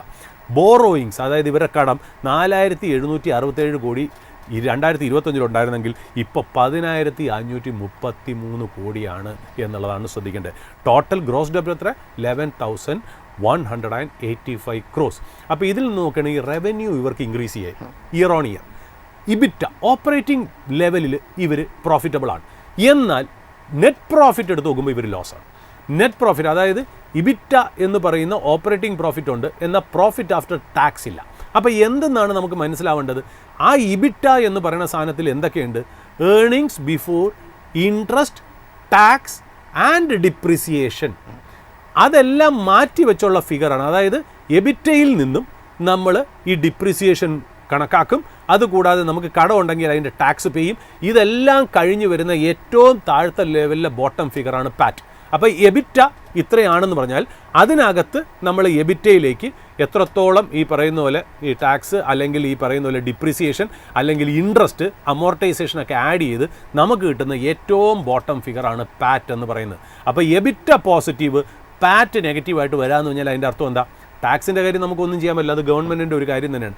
പക്ഷേ ഡിപ്രിസിയേഷനും ഇൻട്രസ്റ്റുമാണ് അവിടെ പ്രശ്നമായത്. അപ്പോൾ ഡിപ്രിസിയേഷനും ഇൻട്രസ്റ്റും കൂടെ വരിക എന്ന് പറഞ്ഞാൽ എന്താ? ഡിപ്രിസിയേഷൻ എന്ന് പറഞ്ഞാൽ നമുക്കൊരു കാര്യം അറിയാം, അവർ ഈ പുതിയ ഹോസ്പിറ്റൽ എടുത്തു കഴിഞ്ഞാൽ ആ ന്യൂലി അക്വയർഡ് ഹോസ്പിറ്റലിന് ഒരു ഡിപ്രിസിയേഷൻ വരും. ആ ഡിപ്രിസിയേഷൻ എന്ന് പറഞ്ഞാൽ ഇത് ഫുള്ളി കൺസോൾഡേറ്റ് ചെയ്യുന്നവർ ആ ഡിപ്രിസിയേഷൻ ബാലൻസ് ഷീറ്റിൽ ഉണ്ടാവും, അത് നമുക്ക് യാതൊന്നും ചെയ്യാൻ പറ്റില്ല. ബട്ട് ഈ ഡെപ്റ്റിന് അടയ്ക്കുന്ന ഇൻട്രസ്റ്റ് വലിയൊരു പ്രശ്നമാണ്. അപ്പോൾ ഈ ഇൻട്രസ്റ്റ് കോസ്റ്റും ഡിപ്രിസിയേഷനും കൂടെ നോക്കുമ്പോൾ ഇവർ ഓപ്പറേറ്റിംഗ് ലെവലിൽ പ്രോഫിറ്റ് വന്നാലും പാറ്റ് ലെവൽ അതിനകത്തേക്ക് വരില്ല എന്നുള്ളതാണ് അതിനകത്ത് മനസ്സിലാവേണ്ടത് എന്നുള്ള. അപ്പോൾ ഇതിനകത്ത് എന്താ, ഈ സഹ്യാദ്രി പോലത്തെ ഹോസ്പിറ്റലിൽ ഇവർ എടുക്കാൻ നേരത്തെ എന്താ, ഇവർ കാശ് ആദ്യം കൊടുക്കും. കാശ് കംപ്ലീറ്റ് കയ്യിലിരിക്കുന്നത് കൊടുത്തിട്ടാണ് മേടിക്കുന്നത്. എന്നാൽ ഹോസ്പിറ്റൽ പ്രോഫിറ്റബിൾ ആയിട്ടുമില്ല. ഇത് കാലക്രമേണമേ പ്രോഫിറ്റബിൾ ആവുള്ളൂ എന്നുള്ള. അപ്പോൾ അതുകൊണ്ട് തന്നെ ഇവരുടെ റവന്യൂ അപ്പാണെങ്കിലും ഓപ്പറേറ്റിംഗ് പ്രോഫിറ്റ് ഇബിറ്റ് അപ്പാണെങ്കിലും ഇവരുടെ നെറ്റ് പ്രോഫിറ്റ് ഡൗൺ ആണ്. രണ്ട് കാരണങ്ങളാണ്. ഡിപ്രീസിയേഷൻ, അത് നമുക്കൊന്നും ചെയ്യാൻ പറ്റില്ല. ടാക്സ് നമുക്കൊന്നും ചെയ്യാൻ പറ്റില്ല. പക്ഷേ ഇൻട്രസ്റ്റ് റേറ്റ് കുറയ്ക്കുകയാണെങ്കിൽ പ്രോഫിറ്റ് ആഫ്റ്റർ ടാക്സ് നന്നാവാനുള്ള ചാൻസ് ഉണ്ട്. അപ്പോൾ ഇതിനകത്ത് സാധാരണ ഓപ്പറേഷൻ മെട്രിക്സ് പറയുമ്പോൾ മൊബൈൽ കമ്പനി നമ്മൾ ആവറേജ് റവന്യൂ പെർ യൂസർ, അല്ലെങ്കിൽ എയർലൈൻ റീഡ് ചെയ്യാൻ നേരത്ത് revenue per available seat per kilometre, അല്ലെങ്കിൽ cost per available seat per kilometre, അല്ലെങ്കിൽ പാസഞ്ചർ ലോഡ് ഫാക്ടർ എന്നൊക്കെ പറയും പോലെ ഇവിടെ വരുമ്പോൾ ഒക്യുപ്പൻസിയാണ് നമ്മൾ പറയുന്നത്. ARBOP ഹോസ്പിറ്റൽ സ്റ്റോക്സുകളെ നമ്മൾ ചെയ്യുന്നത്, അതായത് average revenue per occupied bed. അതായത് average revenue per occupied bed എന്നുള്ളത് ഒരു പാരാമീറ്റർ. പിന്നെ അത് മാത്രമല്ല, അവർ ഹോസ്പിറ്റലിൽ വന്ന് അഡ്മിറ്റ് ആയി കഴിഞ്ഞാൽ എത്ര ദിവസം ആ ബെഡിൽ കിടക്കും, അതായത് ആവറേജ് ലെങ്ത് ഓഫ് സ്റ്റേ. ഈ രണ്ട് പാരാമീറ്ററാണ് ഒരു ഹോസ്പിറ്റൽ സ്റ്റോക്കിൽ നമ്മൾ നോക്കുന്നത്. അപ്പോൾ ഇതിനകത്ത് നോക്കുകയാണെങ്കിൽ മണിപ്പാൽ നമ്പർ 1 ബൈ ബെഡ്സ് ആണ്. 1337 ലൈസൻസ് ബെഡുണ്ട്. അതിൽ ആക്ച്വൽ ഓപ്പറേഷൻ 6878 ബെഡാണ്. പക്ഷേ ഇവരുടെ ഒക്യുപ്പൻസി വരുന്നത് 64 തൊട്ട് 65%. ഇത് നമ്മൾ പിയർ കോമ്പറ്റീറ്റേഴ്സിന് വെച്ച് നോക്കുമ്പോൾ അപ്പോളോയ്ക്ക് 67, മാക്സിന് 76, ഫോർട്ടിസിന് 67. പക്ഷേ അത് വെച്ച് നോക്കുമ്പോൾ അപ്പോളോ ഹോസ്പിറ്റൽസിൻ്റെ ഒക്യുപ്പൻസി കുറവാണ് എന്നുള്ളതാണ് മനസ്സിലാക്കേണ്ടത്. പിന്നെ രണ്ടാമത്തെ ഫിഗർ ഏതാ? ARBOP average revenue per occupied bed അല്ലേ. ഇത് ഫിഗർ നിങ്ങൾ പല റിപ്പോർട്ടും വായിക്കുമ്പോൾ പല രീതിയിലായിരിക്കും കാണുന്നത്. കാര്യം വെച്ചാൽ ഓരോരുത്തർ പെർ ഡേ എടുക്കും. ചിലവർ ഇൻപേഷ്യൻ്റ് മാത്രം എടുക്കും, ചിലവർ ആനുവലൈസ്ഡ് എടുക്കും, ചിലവർ ബ്ലെൻഡഡ് എടുക്കും. പക്ഷേ ഇതിനകത്തുനിന്ന് ഒരു ഫിഗർ മാത്രം ഞാൻ പറയാം. മണിപ്പാലിൻ്റെ ARBOP എല്ലാം കൊണ്ട് ആവറേജ് നോക്കുകയാണെങ്കിൽ 66,144, അതായത് ഒരു ബെഡിൽ നിന്നും കിട്ടുന്ന റവന്യൂ. അതെന്ന് പറയുന്നത് മറ്റുള്ള ലിസ്റ്റഡ് പിയേഴ്സ് ആയിട്ട് നോക്കുമ്പോൾ മാക്സിന് 77,900, അത് വെച്ച് നോക്കുമ്പോൾ ഇവരെ 66,144 വളരെ കുറവാണ്. ഇത് മാത്രമല്ല, ആവറേജ് ലെങ്ത് ഓഫ് സ്റ്റേ, ഒരു ബെഡ് എത്ര നാൾ ഓക്യുപ്പൈ ചെയ്ത് കിടക്കും, ഇവരുടെ 2.8 ഡേയ്സ് ആണ്. കോമ്പറ്റീറ്റേഴ്സ് 3.2 to 4.2 ഡേയ്സ് ആണ് എന്നുള്ള. അപ്പോൾ ഡെപ്റ്റ് വളരെ കൂടുതലാണ്. ഇതിൻ്റെ മറ്റുള്ള കാര്യങ്ങളുമൊക്കെ വളരെ കുറവാണ് എന്നുള്ള. ഇതിനകത്ത് ഒരു കോർപ്പറേറ്റ് ഗവർണൻസ് ഇഷ്യൂ ഉണ്ട്, എനിക്കത് പറയാതിരിക്കാൻ ഒക്കില്ല. ഇവർ IPOന് വരുന്നതിന് മുമ്പേ ഈ മണിപ്പാൽ എന്ന് പറയുന്ന ബ്രാൻഡ് യൂസ് ചെയ്യാനുണ്ട്. ഇതുവരെ അത് അസറ്റായിട്ട് ഇവർ കാറ്റഗറൈസ് ചെയ്തില്ല. പക്ഷേ ഇപ്പോൾ അവർ ആ മണിപ്പാൽ എന്ന് പറയുന്ന ബ്രാൻഡിന് അവരൊരു വിലയിട്ടു. എത്രയെന്നറിയോ? 1400 കോടി വിലയിട്ടിട്ട് ആ വിലയ്ക്ക് ഈ പ്രൊമോട്ടേഴ്സിന് സ്റ്റേക്ക് കൂടുതൽ കൺവേർട്ട് ചെയ്ത് ഇക്വിറ്റി ആയിട്ട് കൊടുത്തു എന്നുള്ളതാണ്. അപ്പോൾ ഒന്ന് ആലോചിച്ച് നോക്കൂ, ഈ കമ്പനിയുടെ ഇക്വിറ്റി, അതായത് ഈ ഷെയർസിൻ്റെ എണ്ണം 1.8% വെച്ച് ഇൻക്രീസ് ചെയ്തു. അപ്പോൾ ഈ 1400 കോടി ബ്രാൻഡ് വാല്യൂവിന് ഇട്ടിട്ട് അവർക്ക് കൂടുതൽ സ്റ്റേക്ക് കൊടുക്കാന്ന് പറഞ്ഞാൽ 9275 crore ഇവർ റേസ് ചെയ്യുന്നത്. അതിൽ 1400 എന്ന് പറഞ്ഞാൽ വലിയൊരു ഫിഗറാണ്. ഇതൊരു കോർപ്പറേറ്റ് ഗവർണൻസ് ഇഷ്യൂ ആണ്. എനിക്ക് ഭയങ്കരമായിട്ട് ഇഷ്ടപ്പെട്ടില്ല എന്നുള്ള. ഈ കമ്പനിയുടെ നമ്മുടെ PE നോക്കുകയാണെങ്കിൽ അവരുടെ ഡ്രാഫ്റ്റ് റെഡ് ഹെഡിങ് പ്രോസ്പെക്ടസ് എന്ന് പറയുന്നത് മണിപ്പാലിൻ്റെ PE 84.65 ടൈംസ് ആണ്. അപ്പോളോയ്ക്ക് 66 ടൈംസ്, ഫോർട്ടിസിന് 70 ടൈംസ്, മാക്സ് 74.5 ടൈംസിലാണ് എന്നുള്ള. അപ്പോൾ ഇതിൻ്റെ PE വളരെ കൂടുതലാണെന്നുള്ള. ബട്ട് ഇതിനകത്ത് ഒരു കാര്യം മാത്രം നമ്മൾ മിസ്റീഡ് ചെയ്യരുത്. എന്തുകൊണ്ട് ഇവരുടെ PE ഹൈ ആയിട്ട് നിൽക്കുന്നു? ഇപ്പം എന്ത് ചെയ്യും? ഈ IPO വഴി പൈസ എടുത്ത് ഇവരുടെ ഡെപ്റ്റ് കുറയ്ക്കാൻ നേരത്ത് ഇവരുടെ ഡെപ്റ്റ് ഗണ്യമായിട്ട് കുറയ്ക്കുമ്പോൾ ഇവരുടെ നെറ്റ് പ്രോഫിറ്റ് ഭയങ്കരമായിട്ട് കയറും. നെറ്റ് പ്രോഫിറ്റ് ഭയങ്കരമായിട്ട് കയറുമ്പോൾ എന്ത് പറ്റും? ഈ PE എന്ന് പറയുന്ന ഫിഗർ മാറും. ഈ 84.65 എന്ന് പറയുന്നത് കുറഞ്ഞ് ഏതാണ്ട് 60 ടൈംസ് PE ആവും. അപ്പം നോക്കുമ്പോൾ ഈ കോമ്പറ്റീറ്റീവ് മാക്സും ഫോർട്ടിസും അപ്പോളോ വെച്ച് നോക്കുമ്പോൾ ചീപ്പായി കാണപ്പെട്ടേക്കാം എന്നുള്ളതാണ് ഇതിൻ്റെ ഫ്ലിപ്പ് സൈഡ് എന്ന് പറയുന്നത്. അതുമാത്രമല്ല, ഇവരുടെ EV to EBITDA എന്ന് പറയുന്നത് 29 തൊട്ട് 30 ടൈംസ് വരെ ആയി കുറയും. ഫോർട്ടിസിന് അത് 35 അപ്പോളോയ്ക്ക് 30. അങ്ങനെ വെച്ച് നോക്കുമ്പോൾ ഇതിൻ്റെ വാല്യുവേഷൻ വലിയ രീതിയിൽ ഡിസ്കൗണ്ട് ആയിട്ട് വരും. പ്രീ IPO ഇവരുടെ വാല്യുവേഷൻ ഹൈയും പോസ്റ്റ് IPO വന്ന് ഡെപ്റ്റ് കുറയ്ക്കുകയാണെങ്കിൽ ഇവർ മറ്റുള്ളവരായിട്ട് അറ്റ് പാറിലേക്ക് മണിപ്പാൽ എത്താനുള്ള ചാൻസ് ഉണ്ട് എന്നുള്ളതും കൂടി ഞാൻ പറയുന്നു. ഇത് രണ്ട് വശം പറഞ്ഞു എന്നേ ഉള്ളൂ. ഇതൊരു സോളിസിറ്റേഷനോ റെക്കമെൻഡേഷനോ ഈ പറയുന്ന പോലെ അഡ്വൈസോ ആയിട്ട് കണക്കാക്കരുത്. വെറും അക്കാഡമിക് പർപ്പസിന് ഒരു IPO എങ്ങനെ റീഡ് ചെയ്യണം എന്നുള്ളത് ഞാൻ പറഞ്ഞു എന്നുള്ളൂ. നിങ്ങൾ നിങ്ങളുടെ ഇൻവെസ്റ്റ്മെൻറ്റ് ഡിസിഷൻ ഒരു സെബി രജിസ്റ്റേർഡ് ഇൻവെസ്റ്റ്മെൻറ്റ് അഡ്വൈസറിൻ്റെ ശിക്ഷണത്തിലും നിരീക്ഷണത്തിലും മാത്രം ചെയ്യുക. ഓട്ട് യൂണിക്കിൽ നമുക്ക് അടുത്തതായിട്ട് അറിയേണ്ടത് മാർക്കറ്റിൻ്റെ കൂടുതൽ ലൈവ് ഡീറ്റെയിൽസ് ആണ്. മാർക്കറ്റിൻ്റെ ലൈവ് അപ്ഡേറ്റ്സുമായിട്ട് റിസർച്ച് ഡെസ്കിൽ നിന്ന് നയന ജോയിൻ ചെയ്യും. Good morning Nayana. Good morning Nikhil.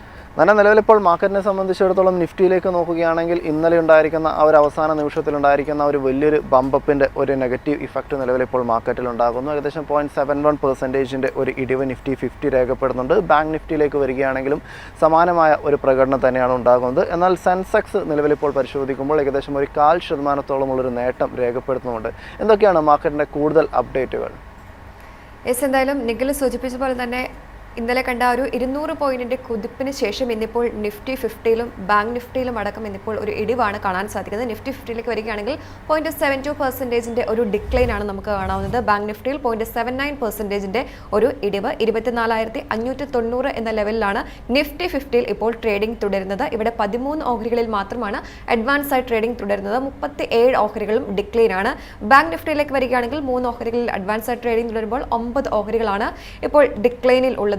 പ്രധാനപ്പെട്ട ഒരു ടോപ്പ് ഗെയിനേഴ്സ് ലിസ്റ്റ് ഒക്കെ നമ്മൾ നോക്കുകയാണെങ്കിൽ നിഫ്റ്റി 50യിൽ ഹിൻഡാൽകോ ഇൻഡസ്ട്രീസ് ഇപ്പോൾ 0.87%ന്റെ ഒരു നേട്ടം കാണാൻ സാധിക്കുന്നു. കൂടാതെ ട്രെൻഡ്, ഹീറോ മോട്ടോ കോർപ്പ്, ജിയോ ഫിനാൻസ് സർവീസ്, എറ്റേണൽ തുടങ്ങിയ ഓഹരികളൊക്കെയാണ് ടോപ്പ് ഗെയിനേഴ്സ് ലിസ്റ്റിൽ ഉൾപ്പെട്ടിരിക്കുന്നത്. ഇനി നമ്മൾ ടോപ്പ് ലൂസേഴ്സ് ലിസ്റ്റ് നോക്കിയാൽ ഗ്രാസിം ഇൻഡസ്ട്രീസിൽ 3% മുകളിലുള്ള ഒരു ഡിക്ലൈൻ കാണാം.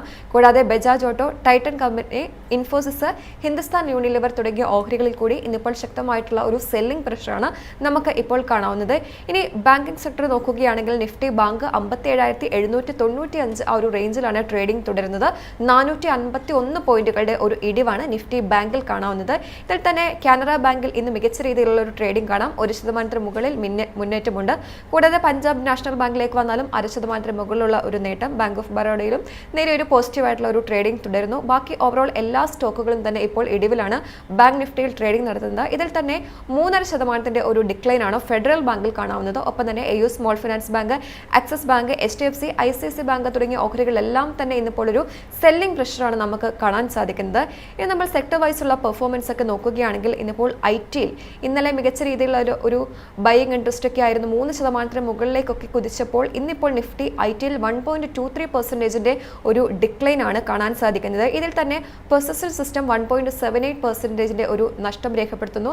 LTBിലേക്ക് വന്നാലും 2% മുകളിലുള്ള ഒരു നഷ്ടമാണ്. ഇൻഫോസിസിലും ടാറ്റ കൺസൾട്ടൻസി, എംഫോസിസ് തുടങ്ങിയ ഓഹരികളെല്ലാം തന്നെ ഇന്നിപ്പോൾ നിഫ്റ്റി IT-യിൽ ശക്തമായിട്ടുള്ള ഒരു സെല്ലിംഗ് പ്രഷറാണ് നമുക്ക് കാണാൻ സാധിക്കുന്നത്. ഒപ്പം തന്നെ മറ്റ് പ്രധാനപ്പെട്ട സെക്ടേഴ്സ് നോക്കുകയാണെങ്കിൽ നിഫ്റ്റി മീഡിയയിൽ ഇന്ന് ഒരു മുന്നേറ്റമാണ് കാണാൻ സാധിക്കുന്നത്. 0.66%ന്റെ ഒരു നേട്ടത്തിൽ നിഫ്റ്റി മീഡിയ ട്രേഡിംഗ് തുടരുന്നു. ഒപ്പം തന്നെ മെറ്റലിലേക്ക് വന്നാലും 0.43%ന്റെ നേട്ടം. PSU ബാങ്ക്, ഒപ്പം നിഫ്റ്റി കെമിക്കൽ തുടങ്ങിയ സെക്ടറുകളിലെല്ലാം തന്നെ ഫ്ലാറ്റ് ടു പോസിറ്റീവായിട്ടുള്ള ഒരു ട്രേഡിംഗ് തുടരുകയാണ്. എങ്കിലും ഓവറോൾ ഒരു മാർക്കറ്റ് നോക്കുമ്പോഴത്തേക്കും സെക്ടേഴ്സിൽ കൂടുതലും ഒരു നെഗറ്റീവായിട്ടുള്ള ട്രേഡിംഗ് ആണ്. കൂടാതെ ബ്രോഡർ മാർക്കറ്റ് ഇൻഡസ്ട്രീസിലേക്ക് വന്നാൽ സ്മോൾ ക്യാപ്സിൽ ഇന്ന് മികച്ച രീതിയിലുള്ള ഒരു ബൈയിങ് ഇൻട്രസ്റ്റ് ആണ് കാണാവുന്നത്. നിഫ്റ്റി സ്മോൾ ക്യാപ് 100ൽ 0.66%ന്റെ ഒരു നേട്ടത്തിൽ ട്രേഡിംഗ് തുടരുന്നു. ബാക്കി നോക്കിയാൽ മിഡ് ക്യാപ് 100ലടക്കം നേരിയൊരു ഫ്ലാറ്റ് ടു നെഗറ്റീവായിട്ടുള്ള ഒരു ട്രേഡിംഗ് ആണ് ഈ മണിക്കൂറിൽ നമുക്ക് കാണാൻ സാധിക്കുന്നത്. ഓവറോൾ ഒരു മിക്സ്ഡ് ആയിട്ടുള്ള ബ്രോഡർ മാർക്കറ്റ് ഇൻഡെക്സ് ആണ് ഇപ്പോൾ നമുക്ക് കാണാവുന്നത്. ഇനി നമ്മൾ മറ്റ് പ്രധാനപ്പെട്ട കാര്യങ്ങൾ നോക്കുകയാണെങ്കിൽ ഇപ്പോൾ മാർക്കറ്റിൽ ട്രേഡ് ചെയ്യുന്ന 3104 ഓഹരികളിൽ 1836 ഓഹരികളാണ് ഇപ്പോൾ അഡ്വാൻസിൽ ട്രേഡ് ചെയ്യുന്നത്. ഡിക്ലൈനിലുള്ളത് 1172 ഓഹരികളാണ്. അൺചേഞ്ച്ഡ് ആയിട്ട് നിൽക്കുന്നത് 96 സ്റ്റോക്കുകൾ. അപ്പോൾ 52 വീക്ക് ഹൈയിലേക്ക് 115 ഓഹരികളും 19 സ്റ്റോക്സ് 52 വീക്ക് ലോയിലേക്കും എത്തിയിട്ടുണ്ട്. കൂടാതെ ഗ്ലോബൽ മാർക്കറ്റ്സ് ഒക്കെ നമ്മൾ നോക്കുകയാണെങ്കിൽ ഗ്ലോബൽ മാർക്കറ്റ്സ് സെന്റിമെന്റ് എല്ലാം തന്നെ വളരെ പോസിറ്റീവായിരുന്നു. US മാർക്കറ്റിൽ മികച്ച ഒരു നേട്ടത്തിലാണ് ക്ലോസിംഗ് ഉണ്ടായത്. ക്രൂഡ് ഓയിൽ ഒക്കെ തന്നെ താഴ്ന്ന നിലയിൽ തുടരുന്നത് ആ ഒരു റിസ്ക് സെന്റിമെന്റിനെ എല്ലാം തന്നെ പിന്തുണയ്ക്കുന്നുണ്ട്. അതേസമയം ഏഷ്യൻ മാർക്കറ്റ്സിലേക്ക് നോക്കുകയാണെങ്കിൽ ഒരു മിക്സഡ് ട്രെൻഡിംഗ് ആണ് നമുക്ക് ട്രേഡാണ് കാണാൻ സാധിക്കുന്നത്.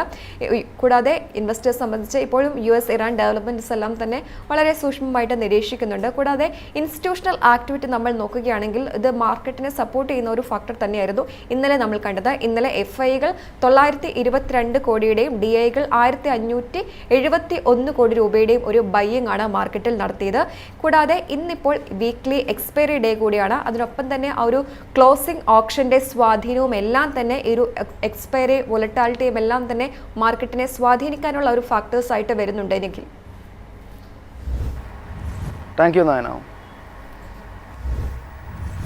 നിലവിലെ ഒരു ട്രേഡിംഗ് നോക്കുകയാണെങ്കിൽ ഒരു ഇടിവാണ് നിഫ്റ്റി 50 രേഖപ്പെടുത്തിക്കൊണ്ടിരിക്കുന്നത് എന്നൊരു അപ്ഡേറ്റ് ആണ് പങ്കുവയ്ക്കാനായിട്ടുള്ളത്. ഇന്നത്തെ ഒരു ഓപ്പണിംഗ് ഹൗസിൻ്റെ സെഷൻ ഇവിടെ വൈൻഡ് അപ്പ് ചെയ്യുകയാണ്. പ്രേക്ഷകരെ ഓർമ്മിപ്പിക്കാൻ വേണ്ടിയിട്ടുള്ള ഒരു കാര്യം, ഇന്ന് നമ്മളിവിടെ ഡിസ്കസ് ചെയ്തിരിക്കുന്ന ഒരു ഓഹരിയെ പറ്റിയുള്ള ഒരു ഡീറ്റെയിൽസും ബൈ ഓർ സെൽ റെക്കമെൻഡേഷൻ അല്ല. നിങ്ങളുടെ ഏതൊരു നിക്ഷേപ തീരുമാനവും സെബി രജിസ്റ്റേർഡ് ഇൻവെസ്റ്റ്മെൻറ്റ് അഡ്വൈസറിൻ്റെ സഹായത്തിലും ശിക്ഷണത്തിലും മാത്രം നടപ്പാക്കുക. ഓപ്പണിംഗ് ഹൗസിൻ്റെ പുതിയൊരു എപ്പിസോഡുമായിട്ട് നാളെ വീണ്ടും കാണാം. അതുവരെ നന്ദി, നമസ്കാരം.